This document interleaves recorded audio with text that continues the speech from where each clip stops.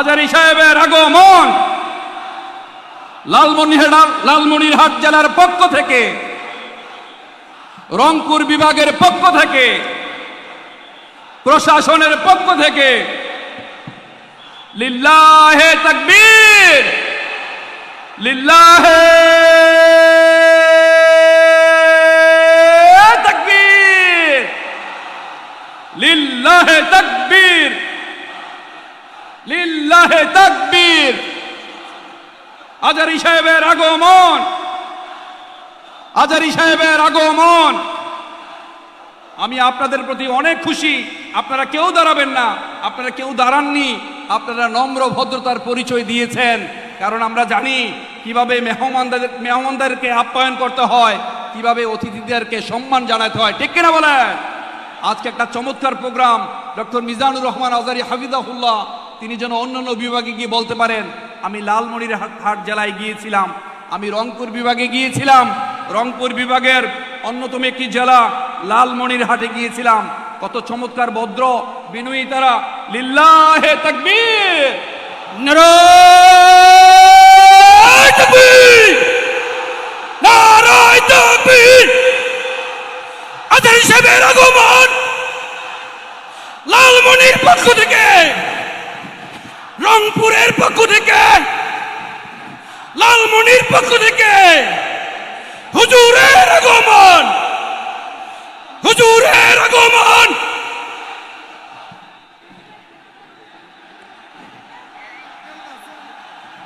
নারায়ে তাকবীর, নারায়ে তাকবীর। হুজুরের আগমন লালমনির পক্ষ থেকে, প্রশাসনের পক্ষ থেকে, সেনাবাহিনীর পক্ষ থেকে, তাওহীদের পক্ষ থেকে, মুসলমানের পক্ষ থেকে।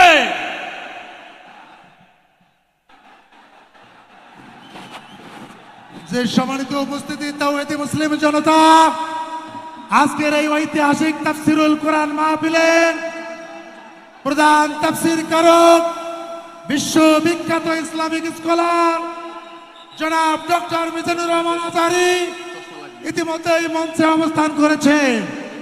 লালমনিরহাট জেলার পক্ষ থেকে আমরা অভিনন্দন জানাই, রংপুর বিভাগের পক্ষ থেকে আমরা অভিনন্দন জানাই। ইতিমধ্যে আজকের এই তাফসিরুল কোরআন মাহফিলের সম্মানীয় প্রধান অতিথি, রংপুর বিভাগের সাংগঠনিক সম্পাদক বিএনপি, জেলা বিএনপির সম্মানিত সভাপতি আমার শ্রদ্ধাভাজন স্যার অধ্যক্ষ আসাদুল হাবিব দুলু মহোদয় উপস্থিত হয়েছেন। এই পর্যায়ে সংক্ষিপ্ত আকারে কথা বলার জন্য অনুরোধ করছি আজকের প্রোগ্রামের সম্মানিত প্রধান অতিথি জনাব অধ্যক্ষ আসাদুল হাবিব দুলু স্যারকে।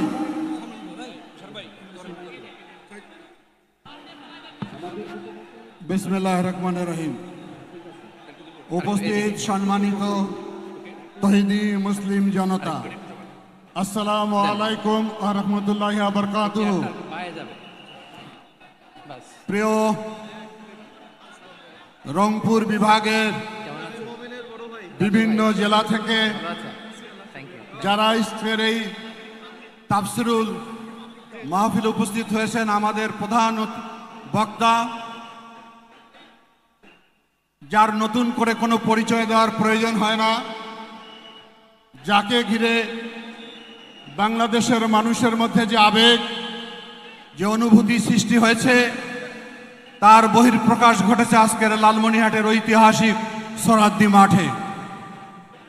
ডাক্তার মিজানুর রহমান আজহারী, আমরা তার প্রতি কৃতজ্ঞ। লালমনিরহাটবাসী অনেক ব্যস্ততার মাঝেও উনি আমাদেরকে সময় দিয়েছেন। 5ই আগস্টের বাংলাদেশের পরিবর্তিত পরিস্থিতির মধ্য দিয়ে একসময় বাংলাদেশে রাজনৈতিক সভা তো দূরের কথা, একটি তাফসিরুল কোরআনের আয়োজনও করা সম্ভব হয়নি।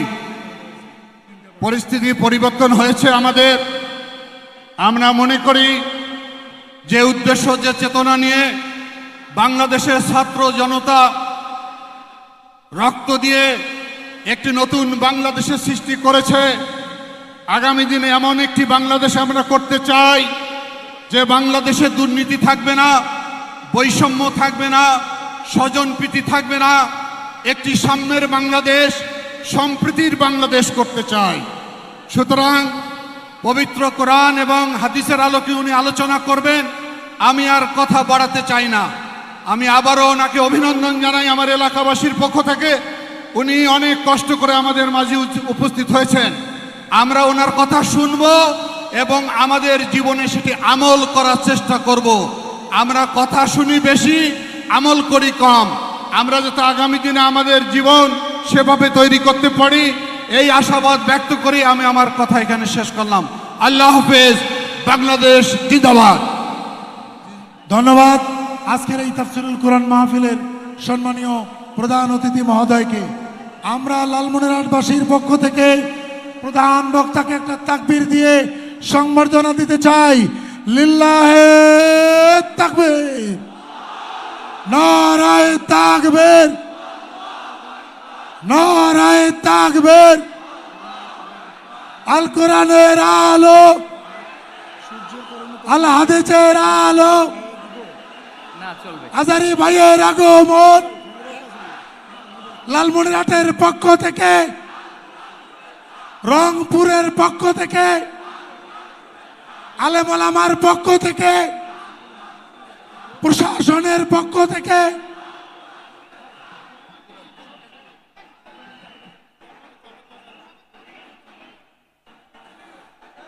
অপেক্ষার পালা শেষ।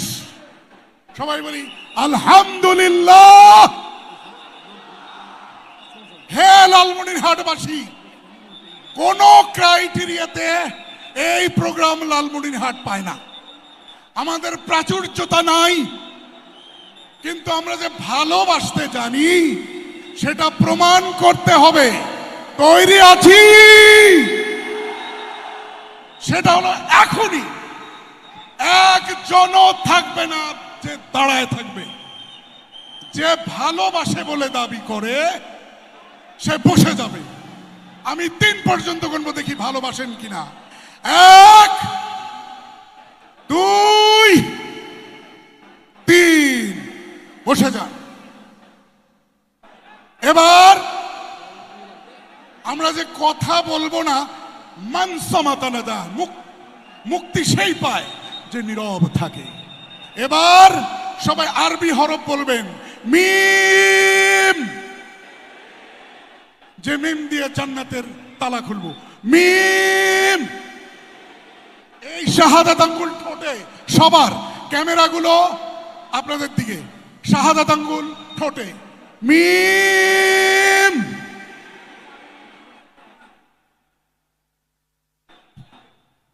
মিম। ঠোঁট খুলবে না, ঠোঁট বন্ধ, ঠোঁট বন্ধ। আমরা ওই সিলেটের মতো বদদোয়া নিতে চাই না। আমরা কি চাই? তাহলে চুপ থাকতে হবে, কেউ কাউকে চুপ বলবে না, সবাই চুপ, প্রত্যেকেই ভলান্টিয়ার। রাজি আছি?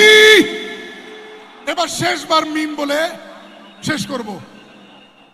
মিম। বাংলাদেশের কৃতিত্ব, বাংলাদেশের সম্পদ, দল মত নির্বিশেষে সকলের সম্পদ মিজানুর রহমান আজহারী। প্রিয় ভাই, আপনাকে আমরা অনেক প্রাচুর্যপূর্ণ আয়োজন করতে পারিনি, কারণ আমরা উত্তরবঙ্গের মঙ্গা এলাকার মানুষ।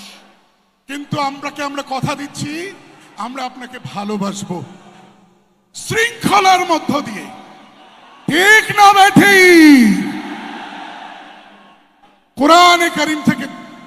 কোরআনে কারিম থেকে তাফসীর করার জন্য পেশ করছি এশিয়ার সর্বশ্রেষ্ঠ Islamic scholar doctor Mizanur Rahman হাফিজাহুল্লাহ, বারাকাল্লাহ, হায়াকাল্লাহ। অনুরোধ করছি তাফসীর পেশ করার জন্য। চুপ।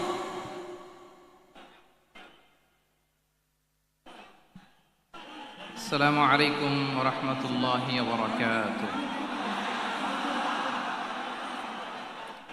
إن الحمد لله إن الحمد لله نحمده ونستعينه ونستغفره ونؤمن به ونتوكل عليه ونعوذ بالله من شرور أنفسنا ومن سيئات أعمالنا من يهده الله فلا مضل له ومن يضلل فلا هادي له أي فلن تجد له وليا مرشدا ونشهد أن لا إله إلا الله وحده لا شريك له هو الذي لا ضد له ولا ند له لا مثل له ولا مثيل له ولا وزير له ولا كفيل له لا شبه له ولا شبيه له لا ولد له ولا والد له وهو الواحد الفرد الصمد لم يلد ولم يولد ولم يكن له كفوا أحد ونشهد أن سيدنا ونبينا وحبيبنا وبشيرنا ونذيرنا وطبيبنا وطبيب قلوبنا وحبيبنا وحبيب ربنا محمدا عبد الله ورسوله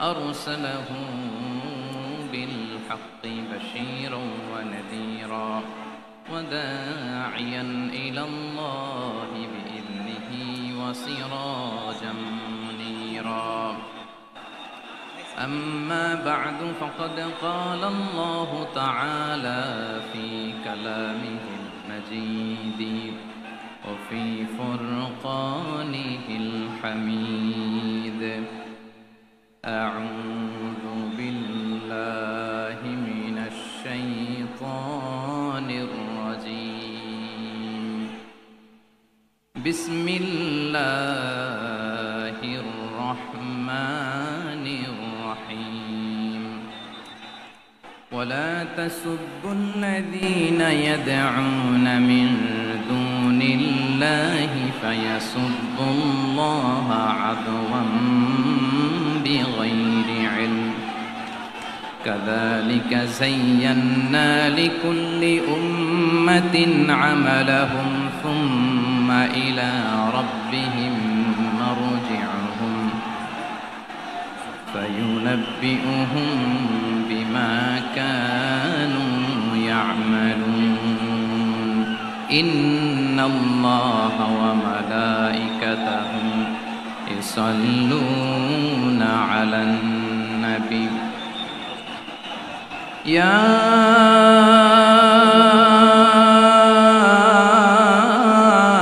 أيها الذين آمنوا صلوا عليه وسلموا تسليما اللهم صل على محمد وعلى آل محمد كما صليت على إبراهيم وعلى آل إبراهيم إنك حميد مجيد اللهم بارك على محمد وعلى آل محمد كما باركت على إبراهيم وعلى آل إبراهيم إنك حميد مجيد সকল প্রশংসার মালিককে সকল ক্ষমতার উৎসকে কেউ যেটা পারে না পারে কে কেউ যেটা দেখে না দেখে কে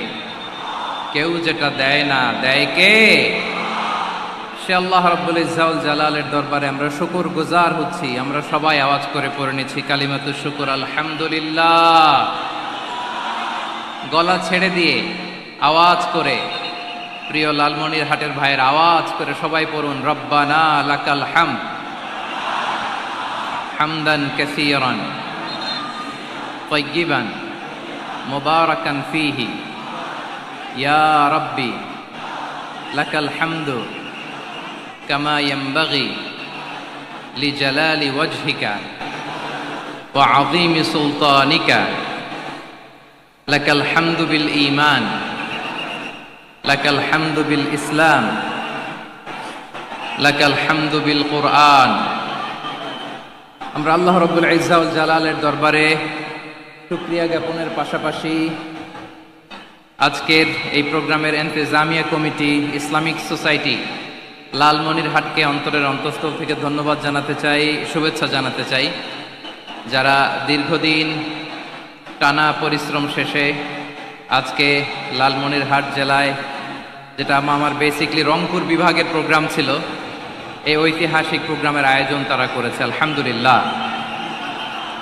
আজকের প্রোগ্রামে সম্মানিত সভাপতি, প্রধান অতিথি, বিশেষ অতিথি, মঞ্চে উপবিষ্ট আপনাদের অত্র এলাকার মা ও মাটির সন্তানেরা, নেতৃবৃন্দ, কমিউনিটি লিডার্স, লালমনিরহাট জেলার সম্মানিত ব্যবসায়ী ভাইয়েরা, চাকরিজীবী ভাইয়েরা, ছাত্র ভাইয়েরা, ভলান্টিয়ার্স ভাইয়েরা এবং লালমনিরহাট জেলা স্টেডিয়ামে অবস্থানরত আমার মা এবং বোনেরা, আমি আপনাদের সবাইকে অন্তরের অন্তঃস্থল থেকে শুভেচ্ছা জানাতে চাই, ধন্যবাদ জানাতে চাই যে আপনারা এত চমৎকার একটি প্রোগ্রামের আয়োজন করেছেন। প্রিয় ভাইয়েরা, আপনারা জানেন যে আমি প্রতি বিভাগে একবার করে সফর করছি। তো সেই সুবাদে রংপুর বিভাগের প্রোগ্রামটা আমি লালমনিরহাটে দিয়েছি এবং আমি আশ্বস্ত হয়েছিলাম যে লালমনিরহাটের প্রোগ্রাম খুবই গোছালো হবে, সুষ্ঠু হবে, শান্ত হবে। সেটার নমুনা আলামত আমি দেখতে পাচ্ছি, আলহামদুলিল্লাহ। সবাই খুবই সুশৃঙ্খল, লক্ষ লক্ষ তাওহীদি জনতা, পেছনে অনেকে জায়গা পায় নাই কিন্তু কোনো আওয়াজ নাই, সবাই দাঁড়িয়ে আছে। এলইডি স্ক্রিন আছে, আপনারা স্ক্রিনে দেখতে পাচ্ছেন, আলহামদুলিল্লাহ। আমি সবাইকে দেখতে পাচ্ছি, মাশাআল্লাহ মাশাআল্লাহ। শান্ত হয়ে আপনারা বসুন, অল্প কিছু সময় কথা বলার সুযোগ আমি পাবো। যেহেতু আমি হেলিকপ্টারে করে এসেছি, হেলিকপ্টারগুলোর আবার একটা পলিসি আছে, সানসেটের আগে, সূর্য ডোবার আগে তাদেরকে এয়ারপোর্টে আবার ল্যান্ড করতে হয়। তো এখানে 3:30টার মধ্যে আমাকে উঠে যেতে হবে। আমি যদি বারবার আপনাদেরকে থামাতে থাকি, শান্ত হতে বলি এবং এগুলোতেই যদি আমরা সময় নষ্ট করে ফেলি, তাহলে এই যে বিশাল মহাসমাবেশ, বিশাল আয়োজন, যেখানে 2-4টা আমি বার্তা দিতে চাই, এগুলো ব্যাহত হবে। লালমনিরহাটের ছেলেরা খুব ভদ্র, শান্তশিষ্ট।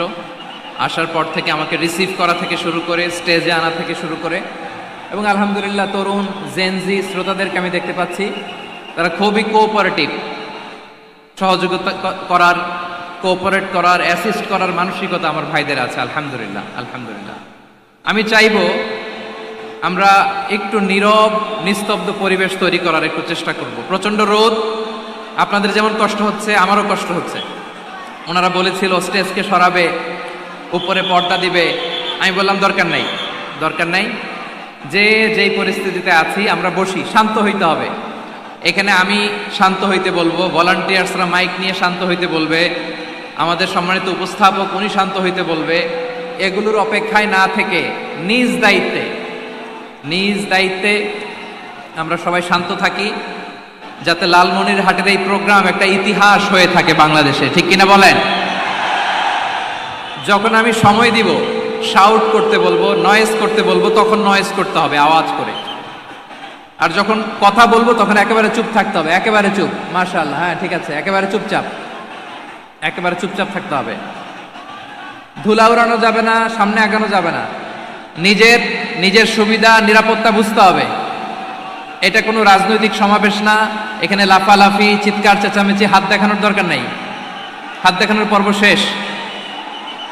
এখানেও ঠান্ডা হয়ে গেছে, মাশাআল্লাহ, হ্যাঁ মাশাআল্লাহ। আমাদের ভলান্টিয়ার্স ভাইরা, আমাদের স্বেচ্ছাসেবক ভাইরা, আইন শৃঙ্খলা রক্ষাকারী ভাইরা অনেক চেষ্টা করতেছে, মাশাআল্লাহ, very good. I am very happy to C this scenario, মাশাআল্লাহ, আলহামদুলিল্লাহ।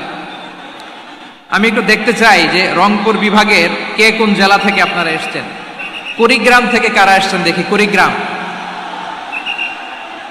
মাশাআল্লাহ মাশাআল্লাহ। আচ্ছা, গাইবান্ধা জেলার কে আসছেন? গাইবান্ধা, মাশাআল্লাহ। ঠাকুরগাঁও অনেকে আসছেন। দিনাজপুর জেলা থেকে মাশাআল্লাহ। নীলফামারী, ঠিক আছে, ফি আমানিল্লাহ। পঞ্চগড় অনেক আসছে। রংপুর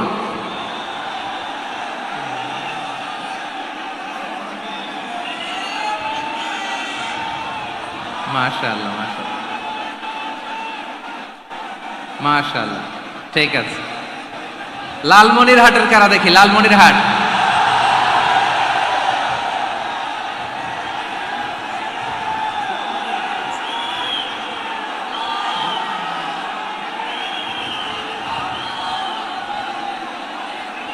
মাশাআল্লাহ মাশাআল্লাহ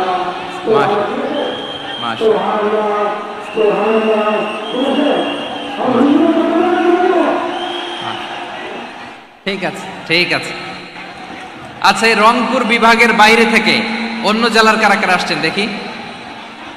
তাও আছে অনেকে, মাশাআল্লাহ, ঠিক আছে। আজকের প্রোগ্রামে উপস্থিত আছেন প্রধান অতিথি হিসেবে অধ্যক্ষ আসাদুল হাবিব দুলু ভাই, সাংগঠনিক সম্পাদক বিএনপি, জাতীয় নির্বাহী কমিটির সভাপতি, জেলা বিএনপি লালমনিরহাট। বিশেষ অতিথি হিসেবে আমাদের অনেক ভাইরা এসছেন, সবাইকে শুকরিয়া জানাই। সভাপতিত্ব করছেন জনাব আব্দুল হাকিম। আইন শৃঙ্খলা বাহিনী, প্রশাসন, ভলান্টিয়ার্স, শুনেছি আমি প্রায় 5,000 ভলান্টিয়ার্স আপনারা নিয়োগ দিয়েছেন। আলহামদুলিল্লাহ, অনেক গোছালো প্রোগ্রাম। আমার প্রাণ ঢালা ভালোবাসা জানবেন, আমার হৃদয়ের গহীন থেকে ভালোবাসা নেবেন, শুভেচ্ছা জানবেন সবাই। ঠিক আছে। প্রিয় ভাইরা, আমরা আর কাল বিলম্ব না করে মূল আলোচনায় চলে যেতে চাই। আজকে যে টপিকের উপর আমি কথা বলবো, টপিকটা হচ্ছে peaceful coexistence and communal harmony, শান্তিপূর্ণ সহাবস্থান এবং সাম্প্রদায়িক সম্প্রীতি। আমাদের বাংলাদেশে সাম্প্রদায়িক সম্প্রীতি আছে না নাই? আবহমান কাল থেকে আমরা মুসলিম, হিন্দু, বৌদ্ধ, খ্রিস্টান, পাহাড়ি, নৃগোষ্ঠী মিলেমিশে একাকার, আমরা সবাই মিলে বাংলাদেশ। আওয়াজ করে বলেন ঠিক কিনা? আমাদের পারস্পরিক সম্প্রীতি, ভালোবাসা, সৌহার্দ্যপূর্ণ আচরণ, বোঝাপড়া, এটা বেশ মজবুত। তবে মাঝে মাঝে আমাদের এই সম্প্রীতির ভেতরে অনেকে ফাটল ধরাতে চায়। আমরা যে সুখে আছি, শান্তিতে আছি, এটা অনেকের ভালো লাগে না, ঠিক কিনা বলেন? আমাদের মধ্যে সাম্প্রদায়িক সম্প্রীতি, সৌহার্দ্যপূর্ণ আচরণ, ভালোবাসা, এটা আবহমান কাল ধরে আছে। তার প্রমাণ, আমরা তাফসিরুল মাহফিলের আয়োজন করলে আমাদের হিন্দু ভাইরা ডিস্টার্ব করে না, ঠিক কিনা? এবং আমি যদি বলি হাত তোলেন, হিন্দু ধর্মের কারা কারা এসেছেন, কত শত কত হাজার যে হাত উঠবে, আপনি অবাক হয়ে যাবেন। আমি চাচ্ছি না হাত উঠাতে। খুলনাতে সর্বশেষ যে আমি প্রোগ্রাম করে গেলাম, সেখানে কয়েকশো হিন্দু ভাই আসছে আমাদের আলোচনা শুনতে, আলহামদুলিল্লাহ। অনেক বৌদ্ধরা আসে, অনেক খ্রিস্টানরা আসে। এবার সফরেও অনেক হিন্দু ভাইরা আমার সাথে দেখা করেছে, তারা বলেছে হুজুর আমরা আপনার আলোচনা শুনি, আলহামদুলিল্লাহ বলেন। So it's our responsibility to present our religion to our non-Muslim brothers and sisters. আমাদের অমুসলিম ভাই বোনদের কাছে ইসলামের সৌন্দর্য তুলে ধরা, এটা আমাদের দায়িত্ব। We all are the ambassador of Islam. আমরা প্রত্যেকে দায়িত্বশীল, আমরা প্রত্যেকে এক একজন ইসলামের অ্যাম্বাসেডর, আলহামদুলিল্লাহ বলেন। এজন্য এমন ভাবে দ্য বিউটি অফ ইসলাম, ইসলামের সৌন্দর্য আমাদেরকে ফুটিয়ে তুলতে হবে, যাতে করে নন মুসলিমরা শাহাদা পড়ে, কালিমা পড়ে মুসলমান হয়ে যায়। অনেক নন মুসলিম ভাই বোন আমাদের হাতে শাহাদা পড়ে, কালিমা পড়ে মুসলমান হয়েছে, অনেক। সো আমরা যেন ইসলামের বিউটিটাকে তুলে ধরতে পারি, এবং এই যে সম্প্রীতি, এটাকে যেন আমরা অটুট রাখতে পারি।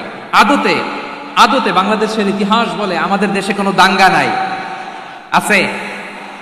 লালমনিরহাটের ভাইয়ের আওয়াজ করে বলেন, আমাদের দেশে হিন্দু মুসলিম দাঙ্গা আছে? আমরা ভাই ভাই, আওয়াজ করে বলুন তো, আমরা কি ভাই ভাই? কিন্তু কিছু দুষ্ট লোক আছে, তারা আমাদের সম্পর্কের মধ্যে ফাটল ধরাতে চায়, ঠিক কিনা বলেন? মাঝে মাঝে ঝগড়া লাগাতে চায়, দেখবেন পত্রপত্রিকায় দেখা যায় বিভিন্ন ধর্মীয় উপাসনালয়গুলোতে হামলা চালানো হয়, এগুলো রাজনৈতিক উদ্দেশ্য প্রণোদিত, এগুলোর সাথে ইসলামের কোনো সম্পর্ক নাই। এজন্য এই দুর্বৃত্তদের ব্যাপারে আমাদের সাবধান থাকতে হবে। আমরা সবসময় যেমনি ঐক্যবদ্ধ, ইউনাইটেড, আমরা যদি এরকম ইউনাইটেড থাকি, এই সমস্ত দুর্বৃত্তদের কালো হাত ভেঙে দিতে আমাদের 1 ঘন্টাও লাগবে না। চিল্লায় বলো ঠিক কিনা? আমরা সংঘবদ্ধ থাকবো। এই যে আমাদের পিসফুল কোএক্সিস্টেন্স, শান্তিপূর্ণ সহাবস্থান, হিন্দুরা পূজা করে, যেদিন হিন্দুদের পূজা অনুষ্ঠান আমরা ওই দিন তাফসির মাহফিল করি না, ঠিক কিনা বলেন? যেদিন আমাদের তাফসিরুল কোরআনের প্রোগ্রাম, ওই দিন আমাদের হিন্দু ভাইরা ডিস্টার্ব করে না। সুবহানাল্লাহ।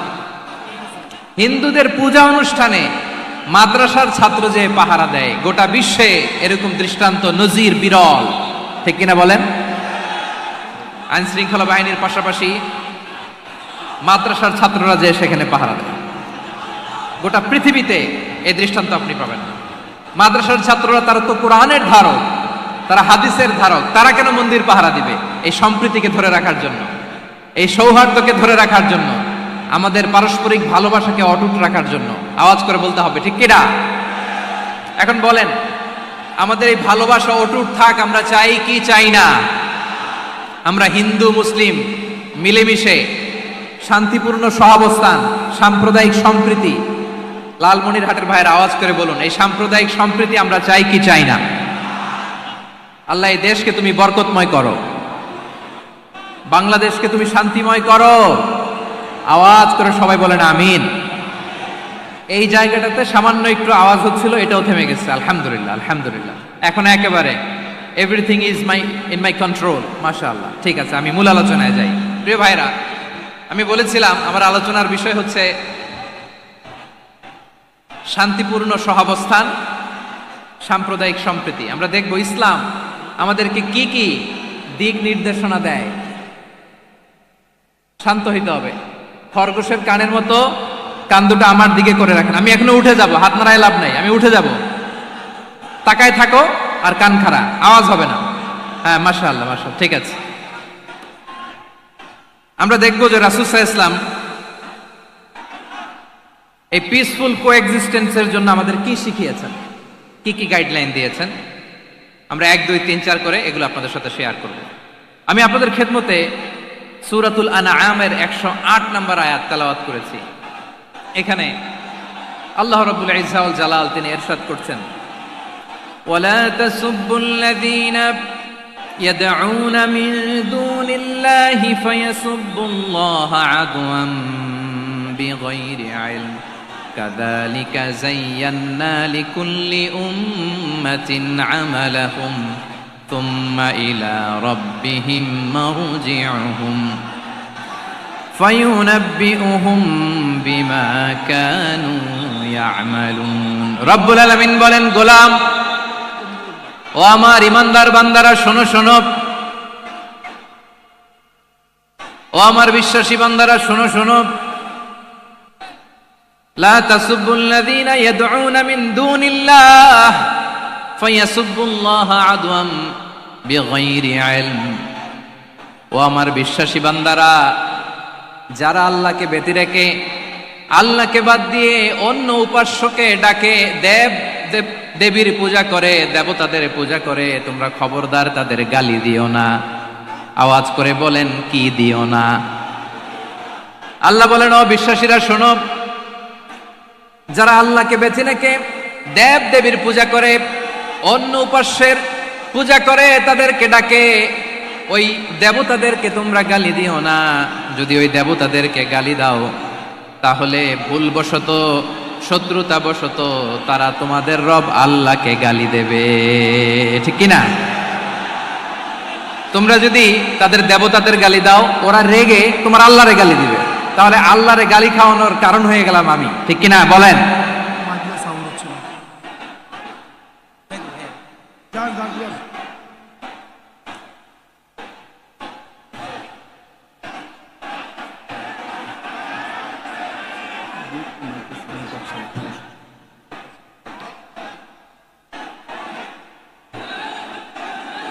সম্মানিত ভাইয়েরা, এত বিশাল প্রোগ্রাম, মাইকের একটা সেটআপ থাকে, তারগুলো অনেক সময় নড়ে যায়, ধাক্কা ধাক্কিতে ডিসপ্লেস হয়, একটু ঝামেলা হবে।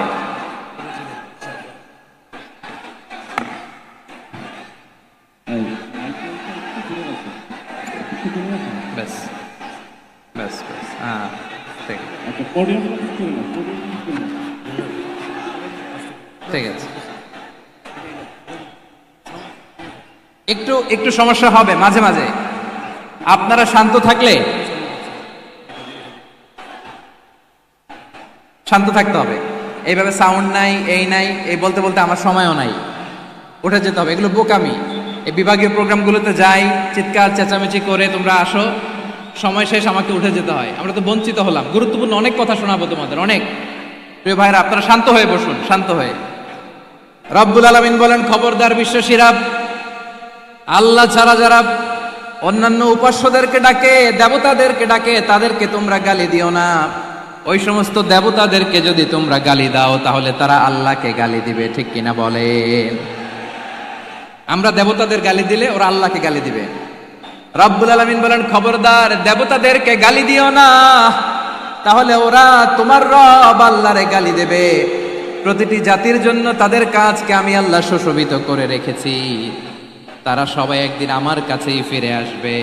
এরপর আমি রব্বুল আলামিন তাদের আমলনামা তাদেরকে জানিয়ে দেব। সুবহানাল্লাহ পড়ে।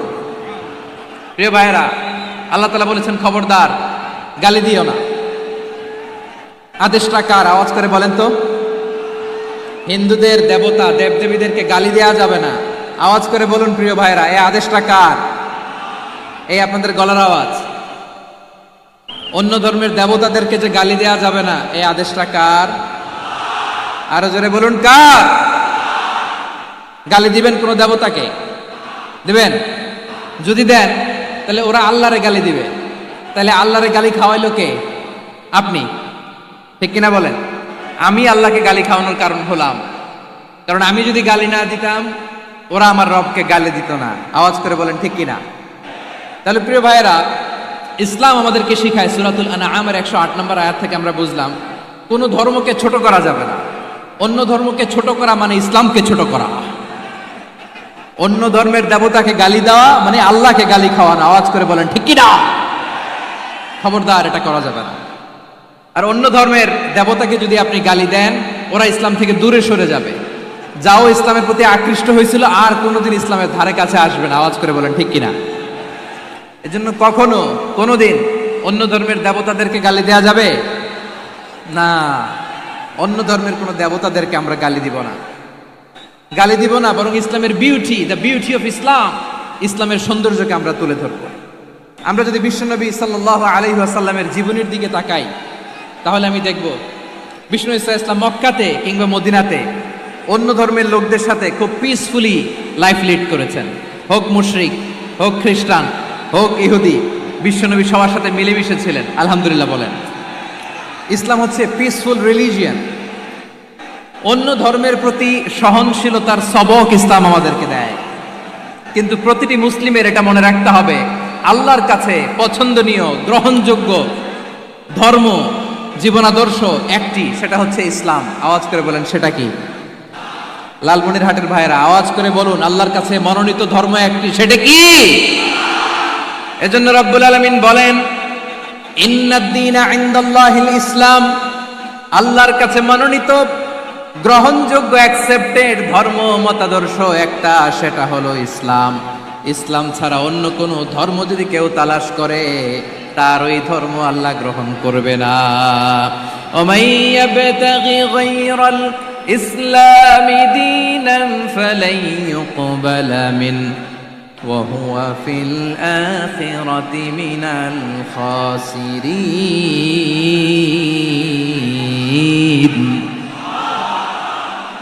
Whoever seek anything except Islam, that won't be accepted from him, and he will be loser in the day of judgment. কিয়ামতের দিন ইসলাম ছাড়া কেউ যদি অন্য কোনো ধর্ম তালাশ করেছে দুনিয়াতে, তার এই মতাদর্শ গ্রহণ করা হবে না। and he will be loser, সে হবে লুজার, ক্ষতিগ্রস্ত, হাই হাই কোম্পানির ম্যানেজার। ওর আমও শেষ, সালাও শেষ। আওয়াজ করে বলেন ঠিক কি না? এজন্য ইসলাম পেয়ে আমরা খুশি না বেজার? প্রত্যেক নামাজ শেষে আমরা আল্লাহরে বলি, আল্লাহ রাদিতু বিল্লাহি রাব্বা ওয়া বিল ইসলামি দীনা ওয়া বি মুহাম্মাদিন নাবিয়ান ওয়া রাসূলা। ও আল্লাহ, তোমারে রব হিসেবে পেয়ে আমরা খুশি। ও আল্লাহ, ইসলামকে ধর্ম হিসেবে পেয়ে আমরা খুশি। বিশ্বনবীকে আমাদের রাসূল পেয়ে আমরা খুশি। ঠিক কিনা বলেন? ইসলাম ছাড়া অন্য কোনো ধর্ম আমরা গ্রহণ করব না। ঠিক কিনা বলেন? আল্লাহর কাছে অ্যাকসেপ্টেড রিলিজিয়ান একটা, সেটা ইসলাম।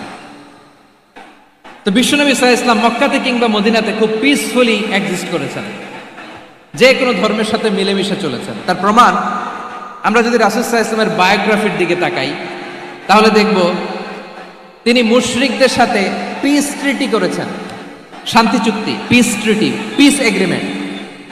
আপনারা হুদাইবিয়ার সন্ধির নাম শুনেছেন? আমার লালমনিরহাটের কলিজার টুকরা ভাইয়েরা, হুদাইবিয়ার সন্ধির নাম আপনারা শোনেন নাই? 6ষ্ঠ হিজরিতে বিষ্ণু ঈসা ইসলাম মুশরিকদের সাথে এই ট্রিটি করেছেন, চুক্তি। কাদের সাথে? মুশরিকদের সাথে। আমরা তো মুসলমান বসতে পারি না, আমরা দুই মুসলিম ভাই একসাথে বসে চা খেতে পারি না, গল্প করতে পারি না। বিষ্ণু ঈসা ইসলাম মুশরিকদের সাথে ট্রিটি করেছেন, হুদাইবিয়ার সন্ধি। এই সন্ধির আগে মক্কা থেকে কেউ মদিনায় যেতে পারে না, মদিনা থেকে কেউ মক্কায় যেতে পারে না। কিন্তু এই সন্ধির পরে ট্রাফিক স্বাভাবিক হয়ে গেল। মক্কার লোকেরা মদিনায় আসতে পারে, মদিনার লোকেরা মক্কায় আসতে পারে। এটাকে বলে সুলহে Hudaibiya, the peace agreement of Hudaibiya, শান্তি চুক্তি। আমরা পৃথিবীতে এখন অনেক শান্তি চুক্তির নাম শুনি, এগুলো সব the piece treaty of Hudaibiya থেকে কপি করা। আল্লাহু আকবার। তাহলে বিশ্বনবী সাল্লাল্লাহু আলাইহি সাল্লাম তিনি যে শান্তিপূর্ণ সহাবস্থানে বিশ্বাসী ছিলেন, মুসলমানেরা যে অন্য ধর্মের প্রতি সহনশীল, তার প্রমাণ হচ্ছে এই পিস ট্রিটি। শুধু তাই নয়, মাইকের সাউন্ডটা একটু বাড়াই দিতে হবে, খুব দুর্বল, একটু মজবুত করতে হবে, আর একটু ক্লিন করতে হবে, আর সবগুলা জায়গায় সাউন্ড যাচ্ছে কিনা একটু ক্রস চেক করতে হবে। হ্যাঁ, পাবেন দিচ্ছে mike operator, he is trying his level best, দিচ্ছে।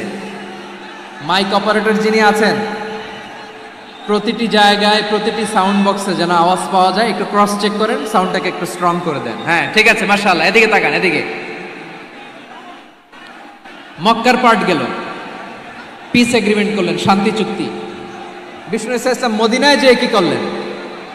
মদিনায় যে বিষ্ণু ঈসা ইসলাম মদিনা চার্টার করলেন, মদিনা সনদ, সাহিফাতুল মদিনা, এটার বলে মদিনা চার্টার। এই যে ওয়েস্টে, ইউরোপে, আমেরিকাতে তারা অনেক চার্টার করে, এই সব চার্টার মদিনা চার্টার থেকে কপি করা। আওয়াজ করে পড়েন সুবহানাল্লাহ। বিষ্ণু ঈসা ইসলাম মদিনায় গেলেন, মদিনাতে মুসলিম, মুশরিক, ইয়াহুদি, এই 3 ধর্মের লোক মিলে সব স্টেক হোল্ডার যারা আছে সবাইকে নিয়ে বিষ্ণু ঈসা ইসলাম মদিনা চার্টার করলেন, মদিনা সনদ। পড়েন সুবহানাল্লাহ। শুধু তাই নয়, মক্কাতে বিশ্বনবী পিস এগ্রিমেন্ট করলেন, শান্তি চুক্তি মুশরিকদের সাথে। মদিনাতে যে বিশ্বনবী মদিনা চার্টার করলেন, মদিনা সনদ করলেন ইহুদিদের সাথে। আবার মদিনাতে বিশ্বনবী ইহুদিদের সাথে পিস ডায়ালগ করলেন, ইন্টারফেথ ডায়ালগ করলেন, আন্তধর্মীয় সংলাপ করলেন, যেই সংলাপের মূল ভিত্তি ছিল তাওহীদ। মূল ভিত্তি ছিল কি? তাওহীদ। বিশ্বনবী ইহুদিদেরকে ডাকলেন, আহ্বান করলেন, কুল ইয়া আহলাল কিতাবি তাআলাউ ইলা কালিমাতিন সাওয়াইন বাইনানা ওয়া বাইনাকুম আল্লা না'বুদা ইল্লাল্লাহ ওয়া লা নুশরিকা বিহি শাইআন ওয়া লা ইয়াত্তাখিযা বা'দুনা বা'দান আরবাবাম মিন দুনিল্লাহ فإن تولوا فقولوا اشهدوا بأننا مسلمون। সুবহানাল্লাহ পড়েন। বিশ্বনবী মদিনার ইহুদিদের ডেকে বললেন, ও ইহুদিরা, শোনো শোনো, আসো এমন একটা আদর্শের প্রশ্নে আমরা একত্রিত হই, যে আদর্শের প্রচার তোমাদের নবীরাও করেছে, আমিও করি, যে আদর্শের কথা তোমাদের পবিত্র ধর্মগ্রন্থগুলোতে আছে, আমার কোরআনেও আছে। সেটা হলো তাওহীদ। আমরা এক আল্লাহ ছাড়া কারো ইবাদত করব না। আল্লাহর সাথে কাউরে শরীক করব না, আল্লাহ ছাড়া কাউরে রব মানব না। পড়েন সুবহানাল্লাহ। তাহলে আমার প্রিয় লালমনিরহাটের ভাইরা, মদিনাতে যেয়ে তিনি মদিনা চার্টার করলেন, মদিনা সনদ, পিস ডায়ালগ করলেন, শান্তির সংলাপ, ইন্টারফেথ ডায়ালগ করলেন, আন্তধর্মীয় সংলাপ, যার ভিত্তি ছিল তাওহীদ। সুবহানাল্লাহ পড়েন। তাহলে অন্য ধর্মের প্রতি সব সময় ইসলাম সহনশীল, টলারেন্স। যদি আপনি দেখতে চান ইসলামের নবী বিশ্ব নবীর দিকে তাকান, ঠিক কিনা বলেন? আমরা তো সংখ্যালঘুদের রাইটস প্রোটেক্ট করার জন্য কত আইন বানাই, কত বৈঠক করি, কত সংবাদ সম্মেলন করি। বিষ্ণু সাল্লাল্লাহু আলাইহি ওয়াসাল্লাম সংখ্যালঘুদের রাইটসের ব্যাপারে, অধিকারের ব্যাপারে যে কথা বলেছেন, শুনলে আপনি অবাক হয়ে যাবেন।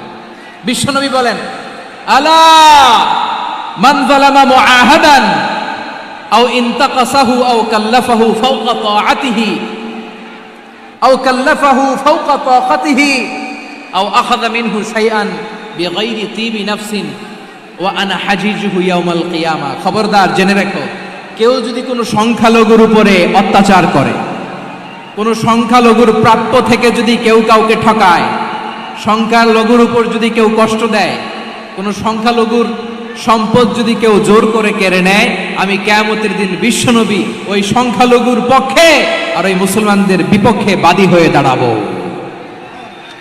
সুবহানাল্লাহ বলতে পারলেন না? আল্লাহু আকবার। আপনি নামাজি, আপনি মুসল্লি, আপনি হাজী সাহেব, তাহাজ্জুদ পড়তে পড়তে কপালে দাগ ফেলে দিছেন, আপনার প্রতিবেশী হিন্দু, ভাবছেন আমার তো পাওয়ার আছে, ওর জমিটা দখল করি। বিশ্বনবী বলেন, কিয়ামতের দিন ওই হিন্দুর পক্ষে তোর বিরুদ্ধে আমি বাদী হয়ে দাঁড়াবো। পৃথিবীর কোন ধর্মে এরকম স্টেটমেন্ট পাবেন? পাবেন? আপনি ভাবছেন আপনি নামাজ পড়লে হাজী সাহেব কপালে দাগ ফেলায় দিলে আপনি সালসালায় জান্নাতে চলে যাবেন না? খবরদার। বিশ্বনবী বলেন, কোন সংখ্যালঘুর উপর যদি কেউ আক্রমণ করে, তার প্রাপ্য তাকে না দিয়ে যদি তাকে ঠকায়, তার উপর জুলুম করে, তার সম্পদ যদি কেড়ে নেয়, আমি নবী, তুমি মুসলিম হইতে পারো, মুসল্লি হইতে পারো, তার পক্ষে, তোমার বিপক্ষে আল্লাহর দরবারে বাদী হয়ে দাঁড়াবো। আচ্ছা লালমনিরহাটের ভাইরা, কথা বুঝতে পারলে আওয়াজ করে উত্তর দেন। বিশ্বনবী যদি কারো বিপক্ষে দাঁড়ায় কিয়ামতের দিন, আই রিপিট, আমি আবারও বলছি, বিশ্বনবী যদি কিয়ামতের দিন কারো বিপক্ষে দাঁড়ায়, ও তো সালসালায়া জান্নাতি, তাই না?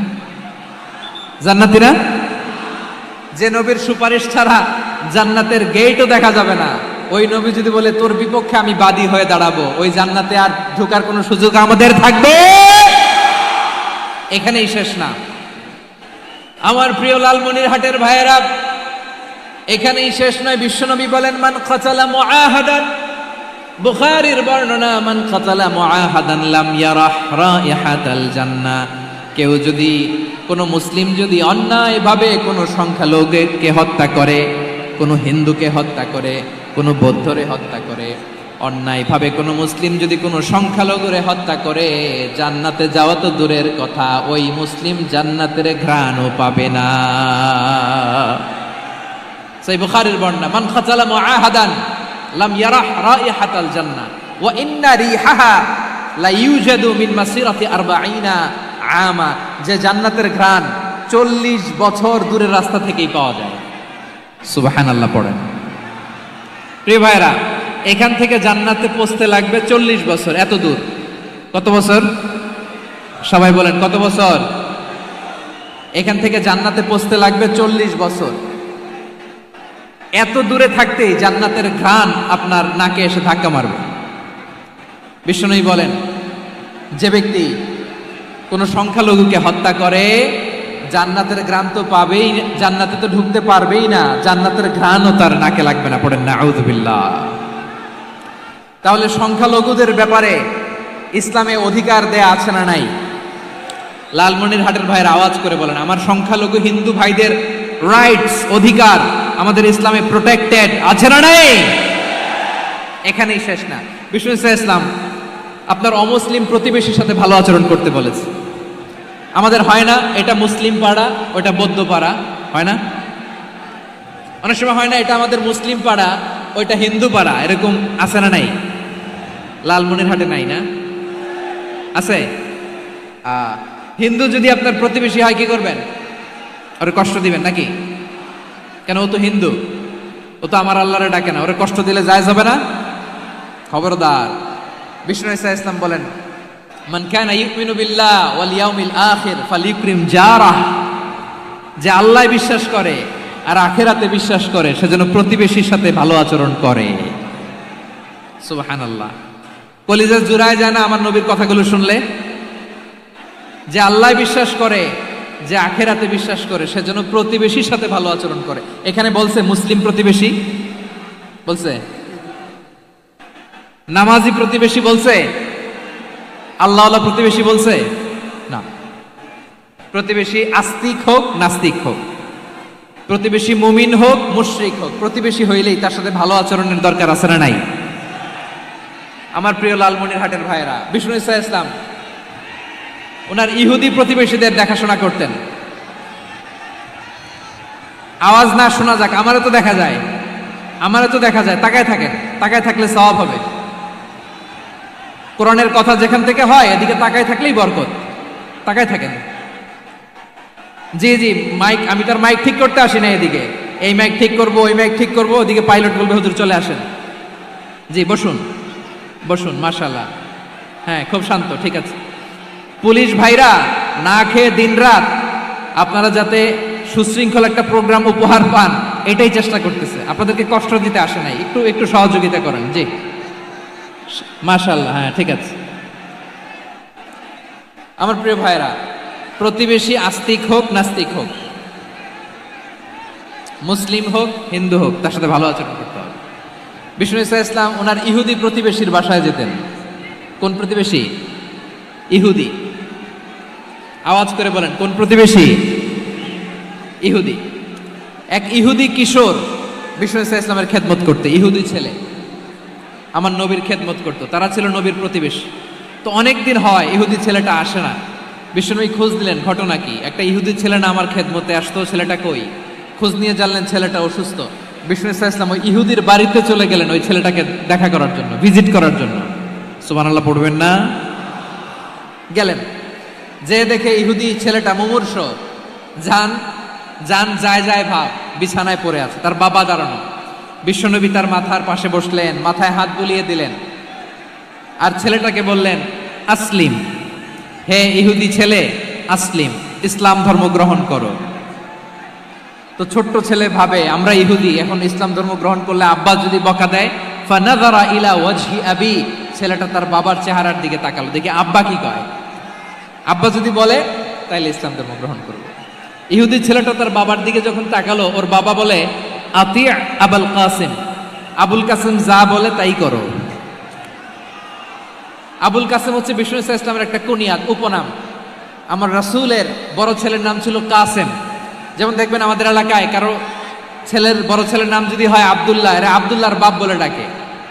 কারো বড় মেয়ের নাম যদি হয় ফাতেমা, এরা কি ডাকে? ফাতেমার বাপ বলে না? তো বিষ্ণু ঈসা ইসলামের বড় ছেলের নাম ছিল কাসেম। ইহুদি বাবা বলল আতি আবুল কাসেম, আবুল কাসেম যা বলে তাই শোনো, মানে মোহাম্মদ যা বলে তাই শোনো।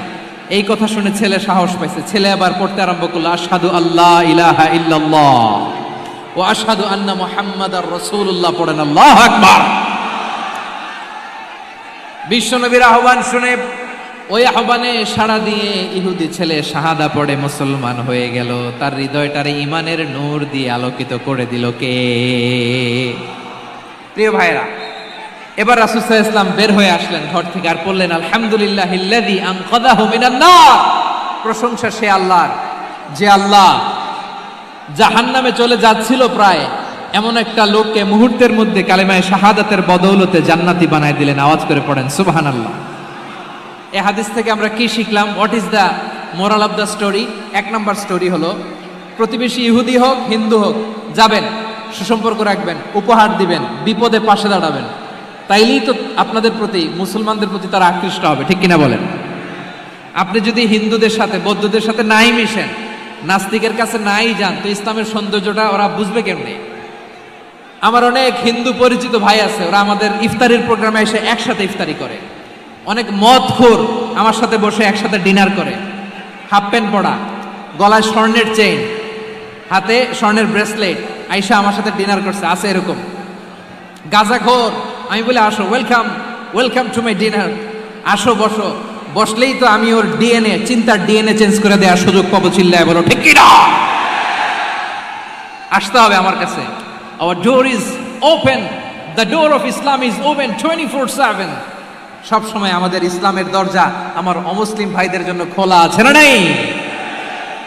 এই হাদিস থেকে দুইটা শিক্ষা। এক নম্বর শিক্ষা, প্রতিবেশী মুসলিম হোক অমুসলিম হোক, যান, অসুস্থ হইলে একটু আপেল নিয়ে যান, আঙ্গুর নিয়ে যান, কমলা নিয়ে যান, তাদের সাথে ভালো আচরণ করেন।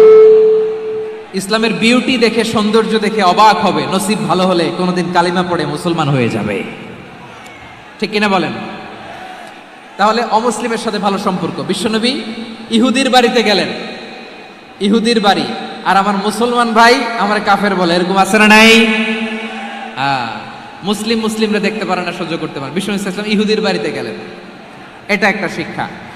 আরেকটা শিক্ষা হলো, ভাইরা ধাক্কা মেরে এসে সামনে এসে কি লাভ? প্রোগ্রাম তো শেষ হচ্ছে, এখনই শেষ হচ্ছে তো। এই যে আমাদের বকশি ভাই ওয়াদা নিল, হাত তোলালো, মিম বলে এত কথা বলল, তো আমি জেলায় জেলায় যে খালি হাত নাড়াই তোমাদের জন্য নাকি? হ্যাঁ, হাত নাড়াই শুধু। এই ধাক্কাইতে ধাক্কাইতে এদিকে এসে হাত নাড়াইতেছে, হয়েছে তো, দেখলাম তো, ঠিক আছে, মাশাআল্লাহ, অনেক সুশৃঙ্খল, অন্যান্য যে কোনো জেলার চেয়ে অনেক সুশৃঙ্খল। আমার দিকে তাকাও, আমার দিকে তাকাও, ঠিক আছে। এই যে দাঁড়িয়ে আছে, একটা ছেলে নড়ে না, দেখছেন? মাশাআল্লাহ মাশাআল্লাহ মাশাআল্লাহ। হ্যাঁ, এইভাবেই। আর কয়েকটা মজাদার কথা আছে, শোনো। এই হাদিস থেকে আমাদের শিক্ষা হলো, আমার প্রতিবেশী যেই ধর্মের হোক আমি সম্পর্ক রাখবো। অসুস্থ হলে যাব, কি বলেন ভাইরা? যাবেন না? যাবেন না আপনারা? আচ্ছা, 2 নম্বর শিক্ষা হলো, বিষ্ণু ইসা ইসলামের খাদেম ছিল ইহুদি, এতদিন খেদমত করলো, একদিনও বিশ্বনবী ওরে কালিমার দাওয়াত দেয় নাই। কারণ কি? বিশ্বনবী একটা ভালো সময়ের অপেক্ষা করতেছিলেন, প্রপার টাইমিং। দাঈর কাজ হচ্ছে দাঈ ইলাল্লাহ, সে হচ্ছে সুযোগ সন্ধানী। দাঈ সুযোগ খোঁজে, কখন দাওয়া দিলে ব্যাটে বলে হবে, ঝুপ বুঝে কোপ মারে, ঠিক কিনা বলেন? বিষ্ণু ইসলাম ভালো সময়ের অপেক্ষা করতেছিলেন, দেখি ভালো সময় আসুক আসুক আসুক আসুক। আস্তে আস্তে এমন সময় আসছে, ছেলে এবার মুমূর্ষ। অসুস্থ ব্যক্তির হৃদয় অত্যন্ত নরম থাকে, হসপিটালে যখন কেউ যায় তার হৃদয়টা বড্ড নরম থাকে, মৃত্যুর ভয়ে তার অন্তরটা নরম থাকে, ঠিক কিনা বলেন? এই প্রপার টাইমিং এর অপেক্ষা করতেছিলেন। যখনই টাইমিং পেয়েছেন, দাওয়াত দিলেন, পড়ো লা ইলাহা ইল্লাল্লাহ, সুবহানাল্লাহ পড়েন সবাই। তাহলে ইসলাম অমুসলিম প্রতিবেশীর সাথে ভালো আচরণ করতে বলে। ইসলাম অমুসলিম মাতা পিতার সাথেও ভালো আচরণ করতে বলে। মাতা পিতা যদি অমুসলিম হয়, তারা ফেলে দিতে পারবেন? পারবেন? পারবেন? আমার লালমনিরহাটের ভাইয়েরা, অনেক হিন্দু ছেলে আমাদের হাতে শাহাদা পড়ে মুসলিম হয়, কিন্তু ওর মা মুসলমান হয় নাই, বাবাও হয় নাই, এরকম আছে না নাই?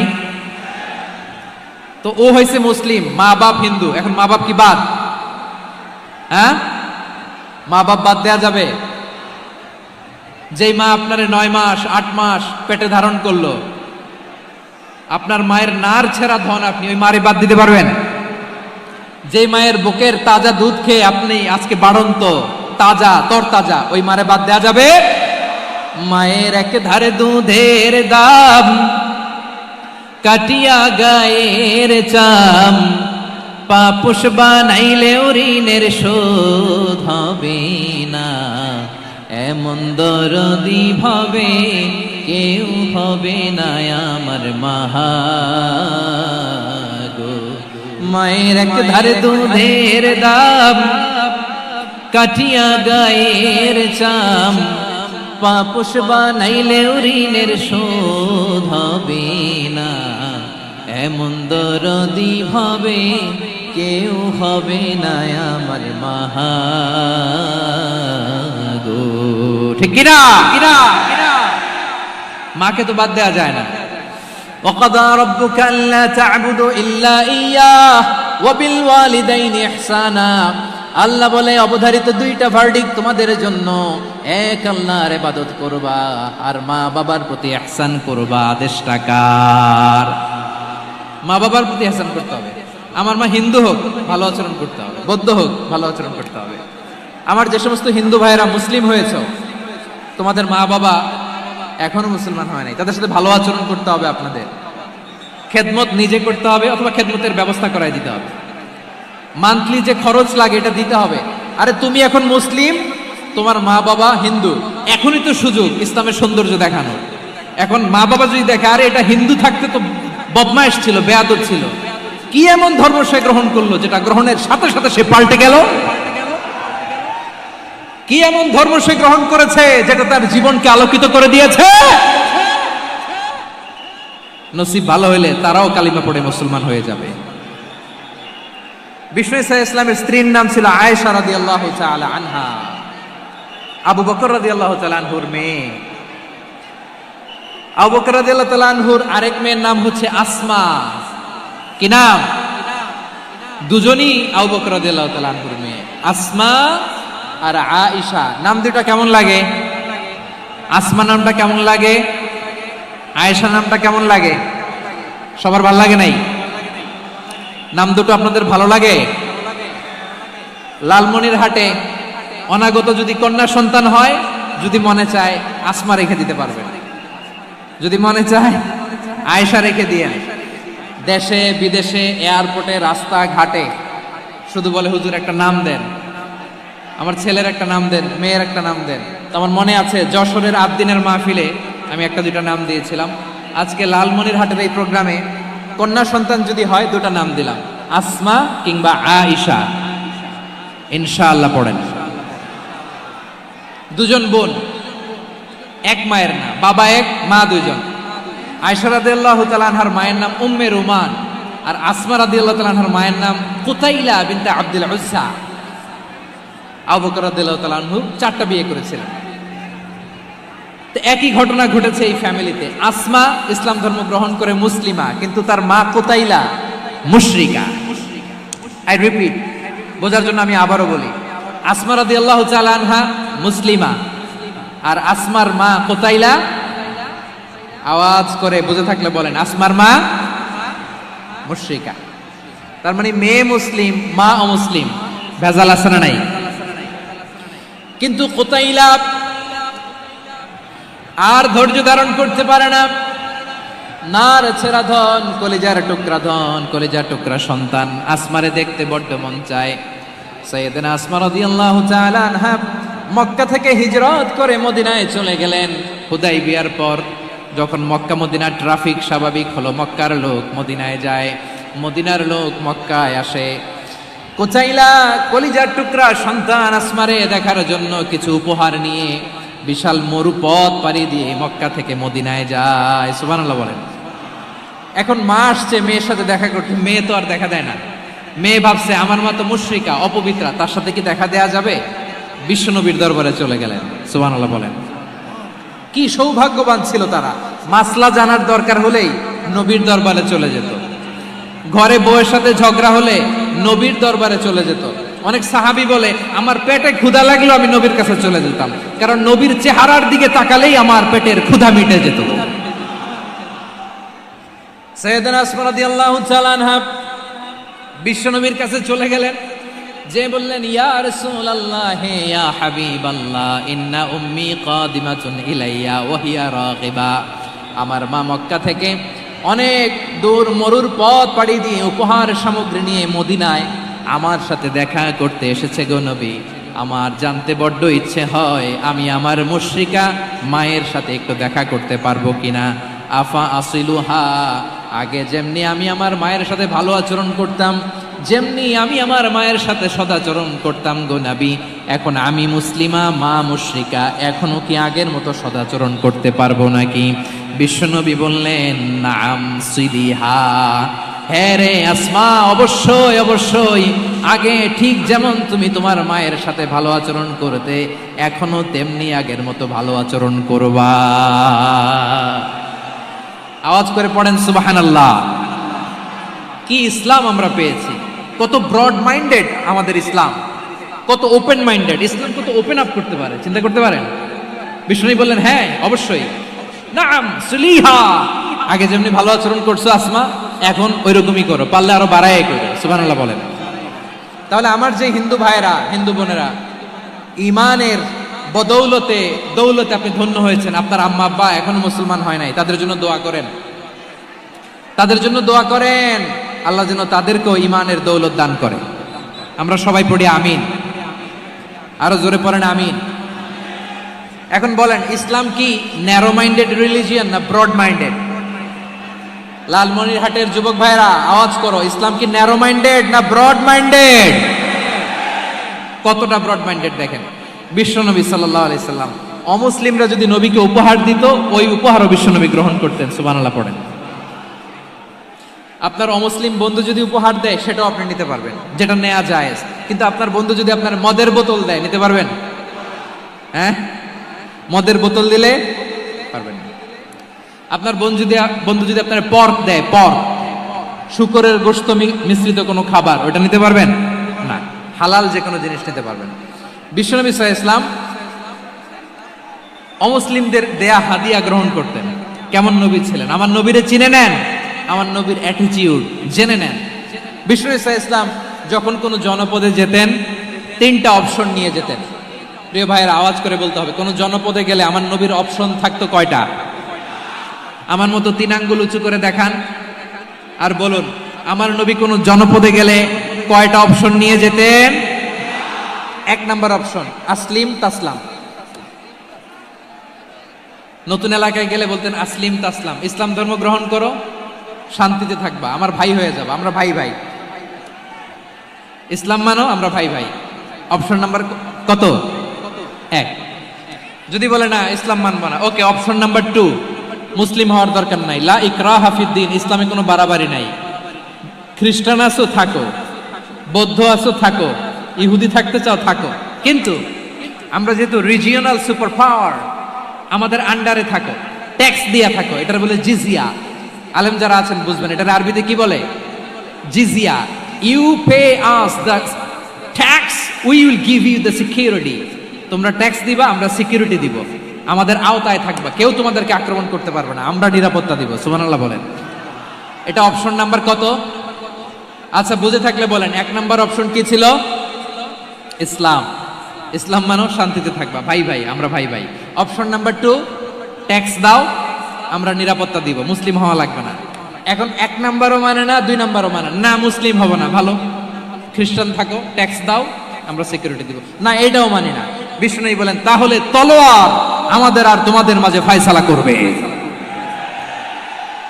মুসলিমও হব না, ট্যাক্স দিবা, নিরাপত্তা দিব, আমরা সুপার পাওয়ার, আমাদের আন্ডারে থাকবে, এইটাও না। তাহলে তোমাদেরকে তো আমরা বিশ্বাস করতে পারি না, কখন না কখন বিশ্বাসঘাতকতা করো, কার সাথে মিলে হাত মিলাও। অধিকাংশ ক্ষেত্রেই বিশ্বনবীর সুন্দর আচরণ দেখে, আরে আমার নবীর যে নুরানি চেহারা, অনেকে তো কেবল সিরেফ চেহারাটা দেখেই কালিমা পড়ে মুসলমান হয়ে গিয়েছে। যারা মুসলিম হয় নাই, তারা তাদের ইসলামেই বলবৎ ছিল, ট্যাক্স দিয়ে ইসলামের আন্ডারে ছিল। বিষ্ণু ইসলাম 7ম হিজরিতে যখন খায়বার বিজয়ের পরে ইসলাম রিজিওনাল সুপার পাওয়ার হিসেবে আত্মপ্রকাশ করলো, বিশ্বনবী চিঠি লিখলেন অন্যান্য সুপার পাওয়ারের কাছে, রাষ্ট্রীয় চিঠি লেখে এক রাষ্ট্রপ্রধান আরেক রাষ্ট্রপ্রধানের কাছে। ঠিক কিনা বলেন? জানেন না আপনারা? এই যে 24-এর ছাত্র নাগরিক অভ্যুত্থানে, এই অভ্যুত্থান যখন শুরু হয়, আমি তখন সাউথ আফ্রিকাতে, একটা স্ট্যাটাস দিয়েছিলাম, কোটা নয়, গোটা দেশ সংস্কার করা লাগবে। শুধু বাংলাদেশ নয়, সারা বিশ্বের বাংলা ভাষাভাষী লোকেরা এই আন্দোলনের সাথে সমর্থন তারা করেছে, এটাকে সাপোর্ট করেছে, তারা সমর্থন দিয়েছে।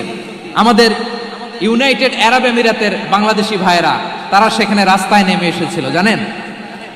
ওইখানে ডেমনস্ট্রেশন করা যায় না, সেখানকার সরকার তাদেরকে যাবজ্জীবন দিয়েছিল। তখন আমাদের এই যে প্রধান উপদেষ্টা ডক্টর মোহাম্মদ ইউনূস সরাসরি G2G বলে, এটারে G2G, government to government, G2G, উনি চিঠি লিখলেন যে তাদেরকে, ইউর হাইনেস, হে সম্মানিত আমির, আপনি আমার এই চিঠির কারণে আমার সম্মানে এই 53 জন বাংলাদেশিকে মাফ করে দেন। এই চিঠির বদৌলতে বেকসুর খালাস পেয়ে গিয়েছিল আমাদের ভাইরা। জানেন না এই ঘটনা আপনারা? তাহলে গভর্নমেন্ট টু গভর্নমেন্ট চিঠি দেওয়া হয়। 7ম হিজরিতে বিষ্ণু ইসলাম সব সুপার পাওয়ারের কাছে চিঠি দিলেন, রোমান সম্রাটের কাছে, পারস্য অধিপতির কাছে, মিশরের অধিপতির কাছে, সবার কাছে চিঠি লিখলেন।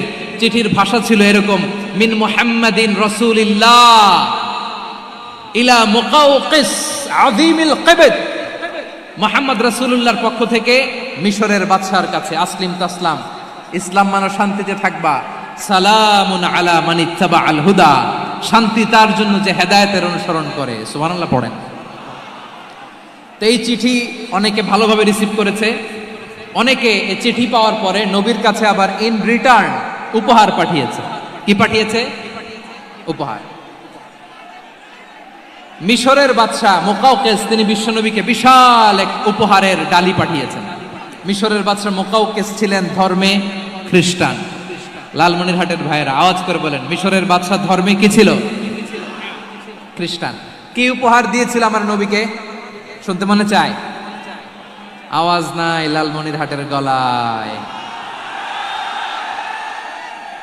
শুনতে মনে যায়?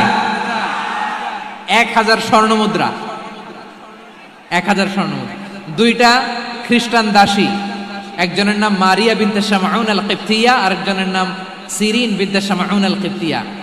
একজন খ্রিস্টান দাস 20 থান কাপড় জামা বানানোর জন্য, আমরা নবী যেন সেলাই করে জামা বানাতে পারে এজন্য 20 থান কাপড়, 20 থান ফাইন গার্মেন্ট। সুবহানাল্লাহ বলবেন না? এরপরে একটা গাধা যেটার নাম ছিল উফাইর, আর একটা খচ্চর, এটার নাম ছিল দুলদুল। খচ্চর চিনেন?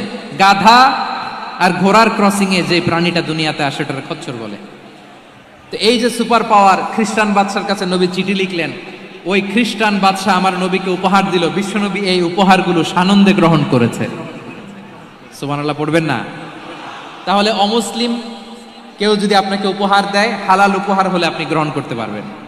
অনুরূপভাবে পারস্যের বাদশা, রোম সম্রাট বিশ্বনবীকে উপহার পাঠিয়েছেন। আমার নবী সবগুলো উপহার গিফট গ্রহণ করেছেন। সুবহানাল্লাহ বলেন। তাহলে প্রিয় লালমনিরহাট আওয়াজ করে বলুন, ইসলাম কি ন্যারো মাইন্ডেড রিলিজিয়ন না ব্রড মাইন্ডেড? আম্মাজান আয়েশার কাছে মাসালা জানতে চায় মেয়েরা, হে আম্মাজান, অগ্নি উপাসকেরা তাদের ঈদের দিন নওরোজের সময় আমাদেরকে পাখি দেয়, নেওয়া যাবে? উনি বললেন, ওরা জবাই করে দিলে নেওয়া যাবে না, কিন্তু ওরা যদি ফলমূল এরকম খাবার দেয় এগুলো নেওয়া যাবে। তার মানে অমুসলিমদের দেয়া উপহার এটা গ্রহণ করা যায়। সুবহানাল্লাহ বলেন। শুধু তাই নয়, বিষ্ণু ঈসা ইসলাম অমুসলিমদের সাথে আর্থিক লেনদেনও করেছেন, ফিনান্সিয়াল ডিলিং করেছেন। অমুসলিমদের সাথে প্রয়োজনে আপনি ফিনান্সিয়াল ডিলিং করতে পারবেন। আমরা প্রায় দেখি বাজারের মিষ্টির দোকানগুলো আমার হিন্দু ভাইদের। লালমনিরহাটে মিষ্টির দোকান, দইয়ের দোকান কারা চালায়? হিন্দুরা চালায় না। তারপরে যে বারবার শপ, চুল কাটে যে নাপিত, অধিকাংশ নাপিতের দোকানে কারা? আমার হিন্দু ভাইরা। তা আপনি চুল কাটতে পারবেন কিনা? পারবেন কিনা বলেন? পারবেন। তার দোকান থেকে দই মিষ্টি কিনতে পারবেন কিনা? হ্যাঁ, আমার মুসলিম ভাইয়ের দোকান থাকলে ওইটার আমি বেশি প্রায়োরিটি দিব, ঠিক কিনা? কিন্তু যদি তাদের সার্ভিস নিতে চান, প্রোডাক্ট নিতে চান, পারবেন। তার দলিল সহিহ বুখারী, আম্মা জান আয়েশা রাদিয়াল্লাহু তাআলা আনহা বলেন, ইশতারা রাসূলুল্লাহ সাল্লাল্লাহু আলাইহি ওয়াসাল্লাম মিন ইয়াহুদিয়িন তুআমান ওয়া রাহানাহু দিরআহু মিন হাদিদ। রাসূল সাল্লাল্লাহু আলাইহি ওয়াসাল্লাম এক ইহুদির কাছ থেকে, কার কাছ থেকে? সবাই বলে নাই কার কাছ থেকে? আমার নবী, পেয়ারা নবী এক ইহুদির কাছ থেকে জব কিনেছিল। জব, বার্লি, যেটা দিয়ে রুটি বানায়। ওই জবের দাম দেওয়ার টাকা পয়সা নবীর কাছে ছিল না। ফলে নবী ওনার একটা পোশাককে মর্গেজ রেখেছিলেন, মর্গেজ, বন্ধক, যে এখন এটার দাম দিতে পারবো না, কয়েক কেজি বার্লি নিয়ে যাই আর বন্ধক হিসেবে আমার জামাটা রেখে গেলাম, যেদিন দাম দিব ওই দিন জামাটা ছুটাই নিয়ে যাব। সুবহানাল্লাহ পড়বেন না? বাকিতে নিছিলেন, বাকিতে। দিরআহু মিন হাদিদ, লোহার তৈরি বর্ম, মানে যুদ্ধের পোশাক, লোহা দিয়ে বানানো। বিশ্বনবী বললেন, কয়েক কেজি জব দাও, টাকাটা পরে দিব, এখন টাকা নাই, বন্ধক হিসেবে, মর্গেজ হিসেবে আমার জামা রেখে গেলাম, যখন টাকা দিব জামা ছুটায় নিব। আওয়াজ করে বলতে হবে সুবহানাল্লাহ। এ থেকে বোঝা গেল অমুসলিমদের সাথে ফিনান্সিয়াল ডিলিং করা যায়, অর্থনৈতিক লেনদেন করা যায়, কেনাবেচা করা যায়, প্রোডাক্ট কেনা যায়। এমনকি আমাদের মসজিদে নববীতে বারান্দায় আপনার একটা অটোমেটিক ফ্লাইং আমব্রেলা দেখছেন? সূর্য যখন বাড়ে মসজিদে নববীর বারান্দায় ইয়ার্ডের মধ্যে অটোমেটিক্যালি কিছু আমব্রেলা আছে, সাঁ করে খুলে যায়, আর সূর্যের তাপ লাগে না। আবার সন্ধ্যাবেলায় এই আমব্রেলাগুলো ওরা ক্লোজ করে ফেলে, দেখেন নাই না? দেখছেন?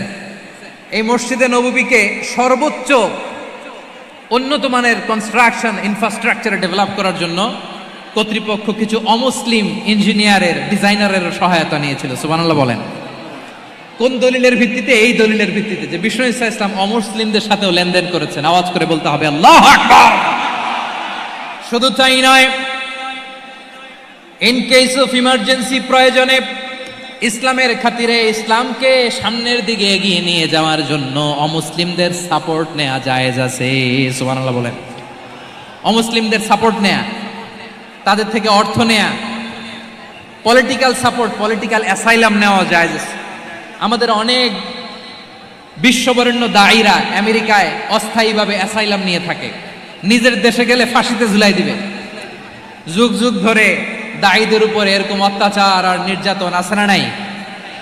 মিশরের অনেক দায়ীরা পাশ্চাত্যে যেয়ে থাকে, এই যে তারা পলিটিক্যাল অ্যাসাইলাম নিয়ে থাকে, রাজনৈতিক আশ্রয়, এটা জায়েজ আছে না?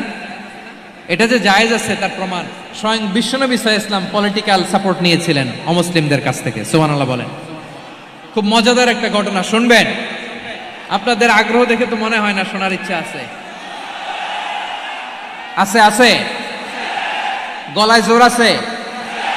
লিল্লাহে তাকবীর, লিল্লাহে তাকবীর, নারায়ে তাকবীর। মাশাআল্লাহ।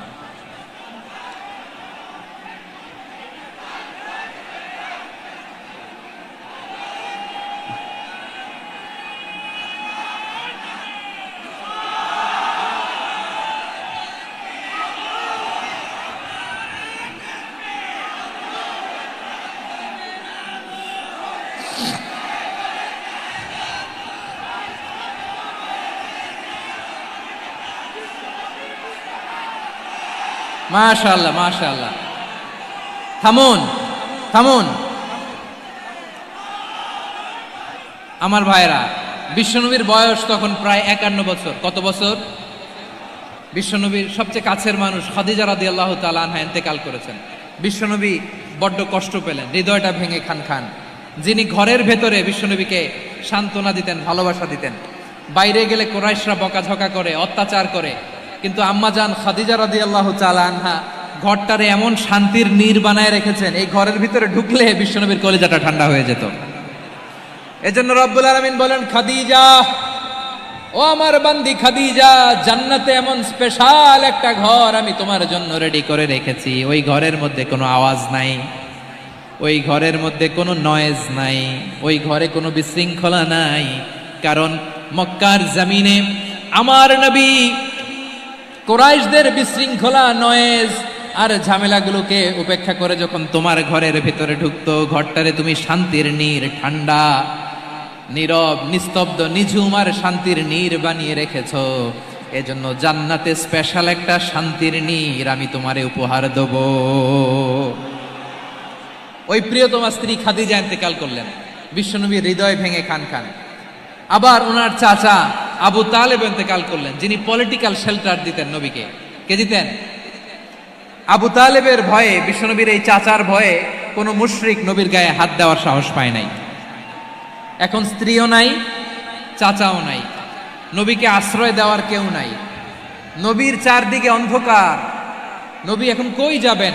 আমার পেয়ারা নবী নতুন স্টেশন খুঁজতেছেন, নতুন দাওয়াতি প্ল্যাটফর্ম খুঁজতেছেন। তিনি যায়েদ বিন হারেসা রাদিয়াল্লাহু তাআলা আনহুকে নিয়ে মক্কার পাশের একটা নেইবরিং সিটি তায়েফে চলে গেলেন। কোথায় চলে গেলেন? লালমনিরহাটের ভাইয়ের আওয়াজ করে বলেন, কোথায় গেলেন? তায়েফে চলে গেলেন দিনের দাওয়াত দেওয়ার জন্য। কি দেওয়ার জন্য? নাকি জমি কিনতে গেছিলেন? জমি কিনতে? দুনিয়ার যশ খ্যাতির জন্য? নিজের কোনো লাভের জন্য? তায়েফবাসীদেরকে জাহান্নামের আগুন থেকে বাঁচানোর জন্য। আওয়াজ করে বলতে হবে ঠিক কিনা? বিশ্বনবী বিশাল মরুপথ, পাহাড়ি পথ পাড়ি দিয়ে তায়েফের মরুজমিনে গেলেন কোরআনের দাওয়াত নিয়ে, ইমানের দাওয়াত নিয়ে। কিন্তু তায়েফের লোকেরা বিশ্বনবীর দাওয়াতকে শুধু প্রত্যাখ্যান করেই থামে নাই, তারা বিশ্বনবীর সাথে অত্যন্ত খারাপ আচরণ করেছে। বিশ্বনবীকে শারীরিকভাবে হেনস্থা করেছে, আমার নবীকে শারীরিকভাবে অত্যাচার করেছে, আমার পেয়ারা নবীর গায়ে পাথর মেরেছে, বিশ্বনবীর গা বেয়ে ঝরঝর করে রক্ত ঝরেছে, নবী জামিনের মধ্যে লুটিয়ে পড়েছেন, আবার মেরেছে, আবার নবী হাঁটতে শুরু করলেন, পেছন থেকে আবার মেরেছে, আবার নবী রক্তাক্ত হয়ে জামিনের মধ্যে লুটিয়ে পড়লেন, আবার মেরেছে। বিশ্বনবীর মতো এত সুশ্রী মানব, বিশ্বনবীর মতো এত শুভ্র মানব, বিশ্বনবীর মতো এমন চমৎকার দেহাবয়ব দিয়ে রব্বুল আলামিন কাউকে বানান নাই। এরকম চমৎকার মানুষটাকে তারা তায়েফের ওই জমিনে রক্তাক্ত করেছে। বিশ্বনবী দুনিয়ার কোনো স্বার্থের জন্য সেখানে যান নাই, নিজের কোনো লাভের জন্য, প্রাপ্তির জন্য যান নাই, তায়েফবাসীদের জাহান্নামের আগুন থেকে বাঁচাতে গিয়েছেন। ঠিক কিনা বলেন? খেয়ে না খেয়ে দিনী প্রচারের কাজে নিজেকে দিয়েছ বিলিয়ে, তাইফের কাফিরেরা চিনল না সে আলো, দুষ্ট ছেলেদের পিছু দিল লেলিয়ে, পাথরের আঘাতে ক্ষত বিক্ষত হয়ে সারা শরীর থেকে রক্ত ঝরে। হে রাসূল তোমাকে ভুলি আমি কেমন করে, হে রাসূল তোমাকে ভুলি আমি কেমন করে। পারেন না আপনারা?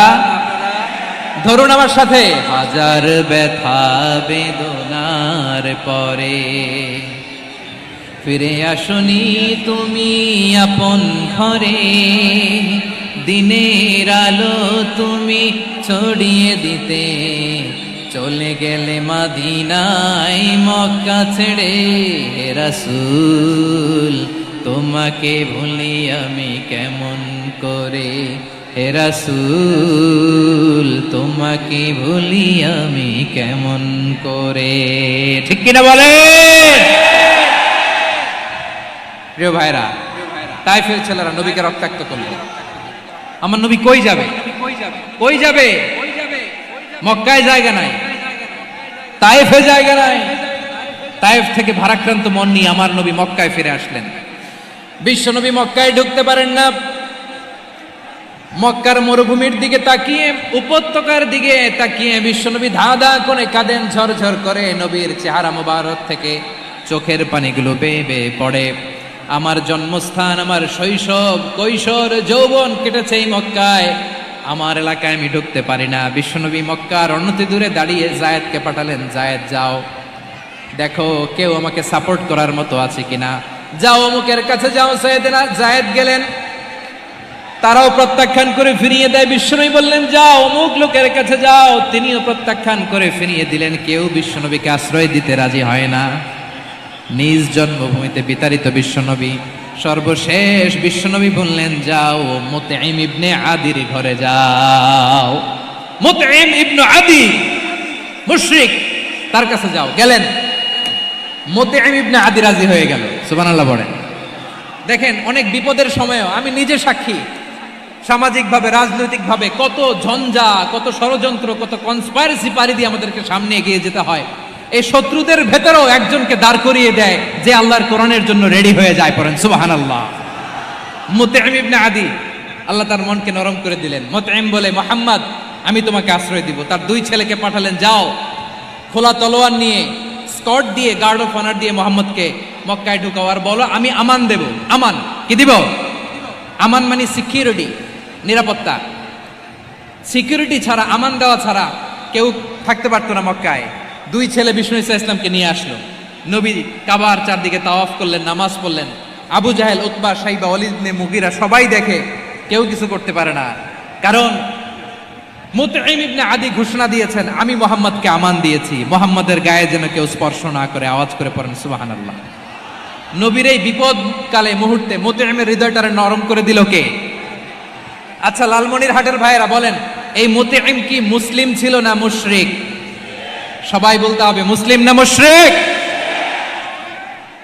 তাহলে মুশরিকের কাছ থেকে নবী পলিটিক্যাল অ্যাসাইলাম, আধুনিক রাষ্ট্রবিজ্ঞানের ভাষায় পলিটিক্যাল অ্যাসাইলাম যেটাকে বলে, রাজনৈতিক আশ্রয়, ওনার আমান বা নিরাপত্তার এই ঘোষণায় তিনি মক্কায় ঢুকলেন। যতদিন নিরাপত্তা ছিল ছিলেন।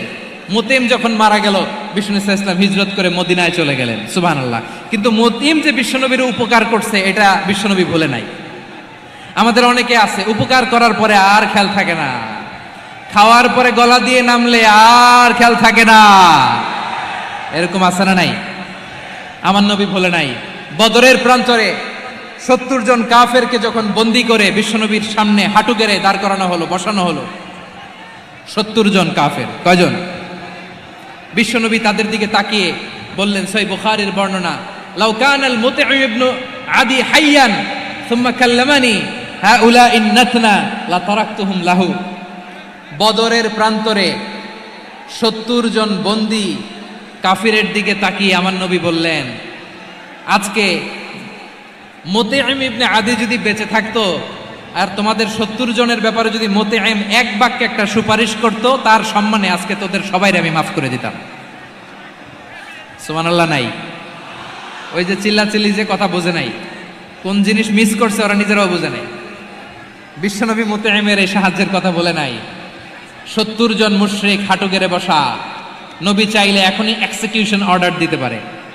তিনি বললেন, আজকে যদি মুতঈম বেঁচে থাকতো আর মুতঈম যদি তোদের জন্য সুপারিশ করতে, এই আবর্জনাগুলোর ব্যাপারে সুপারিশ করতে, আমি মুহূর্তেই তোদেরকে এমনি মাফ করে দিতাম। এবার বলেন, ইসলাম কি ন্যারো মাইন্ডেড না ব্রড মাইন্ডেড? শুধু তাই নয়, যাকে যে সম্মান দেয়ার আমার নবী দিতেন, হোক আস্তিক হোক নাস্তিক, হোক মুসলিম হোক অমুসলিম। বিষ্ণু ইসলাম যখন রোমান সম্রাটের কাছে চিঠি লিখেছেন, আমার প্রিয় লালমনিরহাটের ভাইরা, অল্প কয়েক মিনিট কয়েকটা জরুরি কথা বলবো, এদিকে তাকান, এদিকে তাকান। রোমান সম্রাটের কাছে বিশ্বনবী যখন চিঠি লিখলেন মিন মুহাম্মদ রাসূলিল্লাহ ইলা হিরাকলা আযীমির রোম। মুহাম্মদের পক্ষ থেকে হিরাক্লিয়াসের কাছে, যিনি হচ্ছেন আযীমির রোম। এটা নবী নিজ থেকে বানায় লিখছেন অতিরিক্ত সম্মান দিয়ে। কোন রাষ্ট্রপ্রধান যখন আসে তাদেরকে আমরা কি বলি জানেন? তার নামের শেষে HE এটা লিখতে হয়, H.E. মানে হিজ এক্সেলেন্সি। কি লেখে? হিজ এক্সেলেন্সি, অথবা ইউর হাইনেস, ইউর ম্যাজেস্টি। দেখেন, বিশ্বনবী সাল্লাল্লাহু আলাইহি ওয়াসাল্লাম সব নবীদেরও নবী। তিনি একজন মুশরিক খ্রিস্টান সম্রাট, রোমান সম্রাটের কাছে চিঠি লিখতে যায়, লিখতেছে ইলা হিরাকলা আযীমির রোম, হিরাক্লিয়াসের কাছে আমার চিঠি, যিনি রোমের আযীম, হিজ হাইনেস, মানে রোমের অনেক সম্মানিত এক বাহাদুর। আওয়াজ করে বলেন সুবহানাল্লাহ। তার মানে যাকে যে সম্মান দেয়ার এটা বিশ্বনবী দিতেন। এমনকি যে ইহুদিরা ভালো ছিল, এই ইহুদিদেরও প্রশংসা করেছেন বিশ্বনবী মুহাম্মদুর রাসূলুল্লাহ সাল্লাল্লাহু আলাইহি ওয়াসাল্লাম। এক ইহুদির প্রশংসা করেছেন বিশ্বনবী। ইহুদির কার?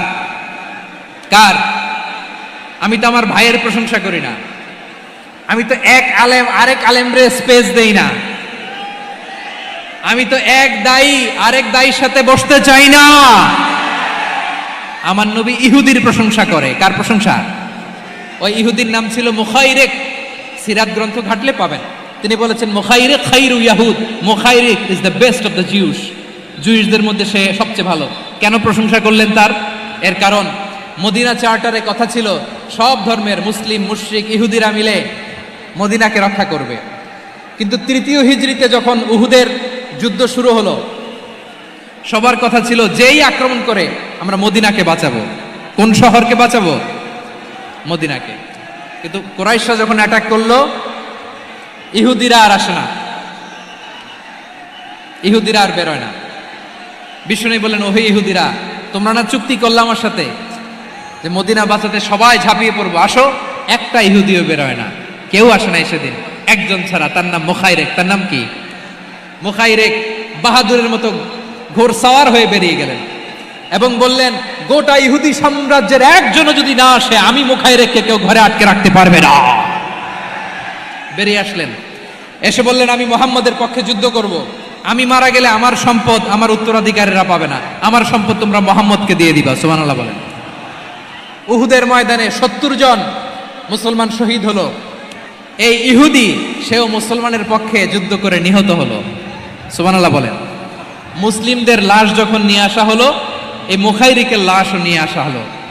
মুসলিমদের লাশের পাশে মুখাইরিকের লাশ দেখে বিশ্বনবী মুখাইরিকের প্রতি অনেক খুশি হলেন আর বিশ্বনবী খুশি হয়ে বললেন মুখাইরিক খৈরু ইয়াহুদ, মুখাইরিক যদিও তুমি ইহুদি তারপরে তুমি সব ইহুদিদের মধ্যে সেরা ইহুদি। পড়েন সুবহানাল্লাহ। আমার নবী ইহুদিকেও সম্মান দিতে কার্পণ্য করে নাই, আওয়াজ করে বলেন আল্লাহু আকবার। প্রিয় ভাইরা, এবার সর্বশেষ আওয়াজ করে বলেন ইসলাম কি ন্যারো মাইন্ডেড নাকি ব্রড মাইন্ডেড? সবাই বলেন ন্যারো মাইন্ডেড না ব্রড মাইন্ডেড? এজন্য অমুসলিম হইলেই তারা আমাদের শত্রু নয়। শত্রু কারা? এই লালমনিরহাটের ভাইয়েরা শোনেন, শত্রু কারা? যে সমস্ত অমুসলিম আমাদেরকে নিশ্চিহ্ন করে দিতে চায়, যে সমস্ত অমুসলিম আমাদের ভূখণ্ড থেকে আমাদেরকে তাড়িয়ে দিতে চায়, যে সমস্ত অমুসলিম আমার ধর্ম নিয়ে তুচ্ছতাচ্ছিল্য করে চিল্লায় বলেন ঠিক কিনা, তারা আমাদের শত্রু। সাধারণ অমুসলিমরা আমার শত্রু নয়। এই যে হিন্দুরা থাকে এরা আমার ভাই, বৌদ্ধরা আমার ভাই, খ্রিস্টানরা আমার ভাই, ইহুদিরা আমার ভাই। তারা দিনই ভাই নয়, তারা মায়ের পেটের ভাই নয়, তারা মানবিক দিক থেকে ভাই। ও মানুষ, আমিও মানুষ। ইসলাম মানুষকে সম্মান করে চিল্লায় বলো ঠিক কিনা। যারাই আমাদের ইসলামকে নিশ্চিহ্ন করতে চায় তাদের বিরুদ্ধে আমাদের সংগ্রাম, আওয়াজ করে বলতে হবে ঠিক কিনা। ওই সমস্ত দুর্বৃত্তদের সাথে আমাদের কোনো সম্পর্ক নাই। আমরা যদি ঐক্যবদ্ধ থাকতে পারি ওই দুর্বৃত্তরা চান্স পাবে না। আমরা ঐক্যবদ্ধ থাকতে রাজি আছি। লালমনিরহাটের ভাইয়েরা, আমরা ঐক্যবদ্ধ থাকলে ওই দুর্বৃত্তদের কালো হাত ভেঙে দিতে আমাদের সময় লাগবে না। তাদের কালো হাত ভেঙে দিতে রাজি আছে মুসলমান? কারা কারা রাজি? দু হাত তুলে দেখাও।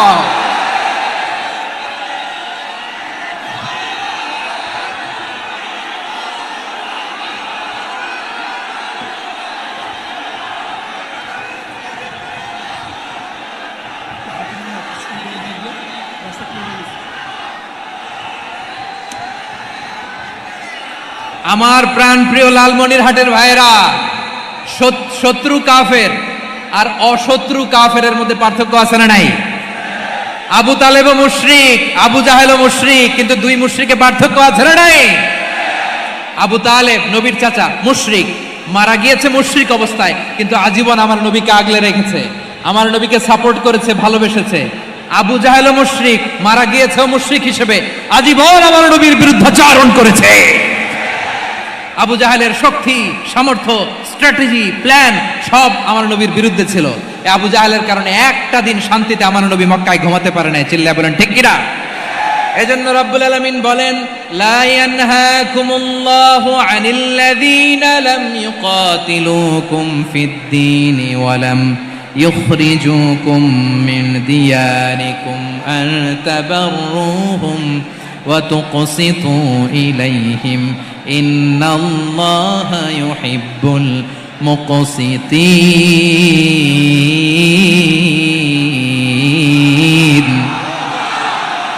আল্লাহ বলে গোলামেরা শোনো শোনো, যে সমস্ত অমুসলিম তোমাদের সাথে ধর্মযুদ্ধে লিপ্ত হয় না, তোমাদের বিরুদ্ধে যে সমস্ত অমুসলিম অস্ত্র ধরে না, যে সমস্ত অমুসলিম তোমাদেরকে তোমাদের জন্মস্থান থেকে, ভূখণ্ড থেকে তাড়িয়ে দেয় না, তাদের সাথে ভালো আচরণ করতে আমি আল্লাহ নিষেধ করি নাই।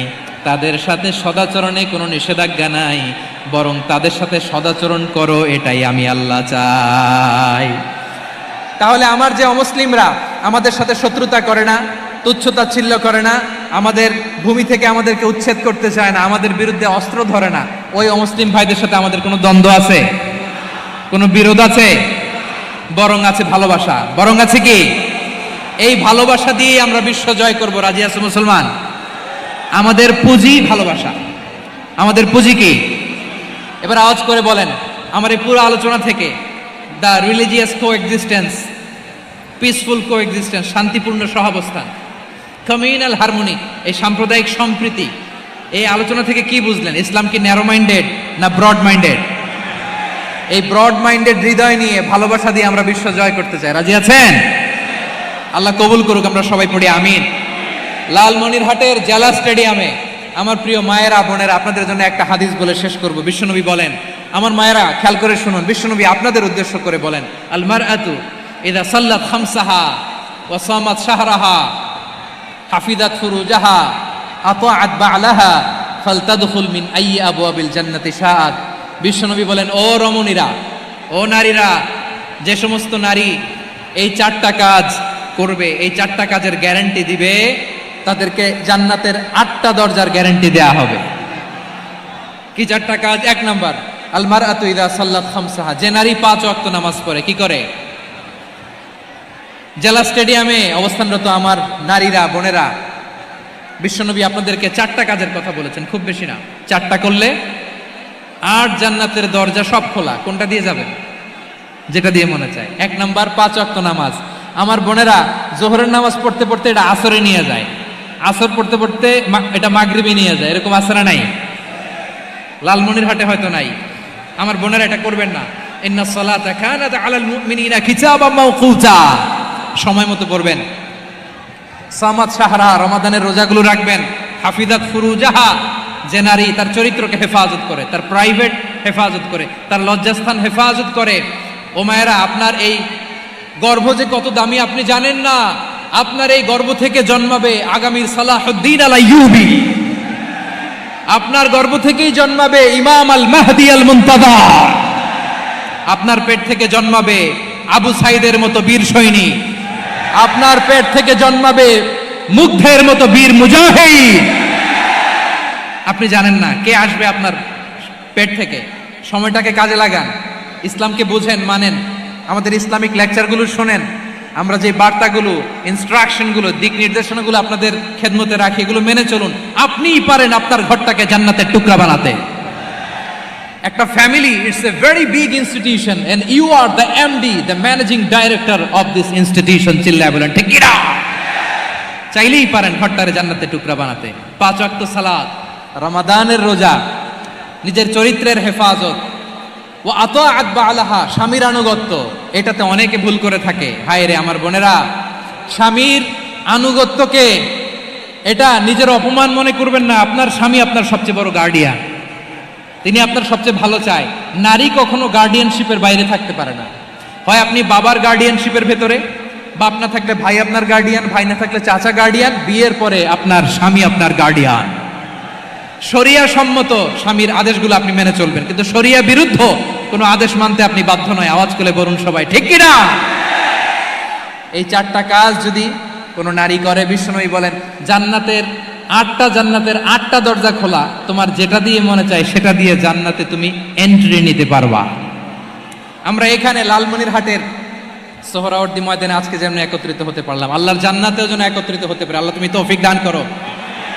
আল্লাহ আমার এই কলিজার টুকরা যুবক ভাইদেরকে তুমি ওমরে ফারুকের মতো কবুল করো। জেলা স্টেডিয়ামে অবস্থানরত আমার মা বোনদেরকে তুমি ফাতেমার মতো, খাদিজার মতো কবুল করো। আমাদের কলিজার টুকরা সন্তানদেরকে তুমি সালাহুদ্দিন আল আইয়ুবীর মতো কবুল করো। এই যে ইসলামিক সোসাইটি লালমনিরহাটকে আল্লাহ তুমি কবুল করো। আল্লাহ যে কথাগুলো বললাম এগুলো প্রথমে আমাকে, আমার সব ভাইদেরকে আমল করার তৌফিক দান করো।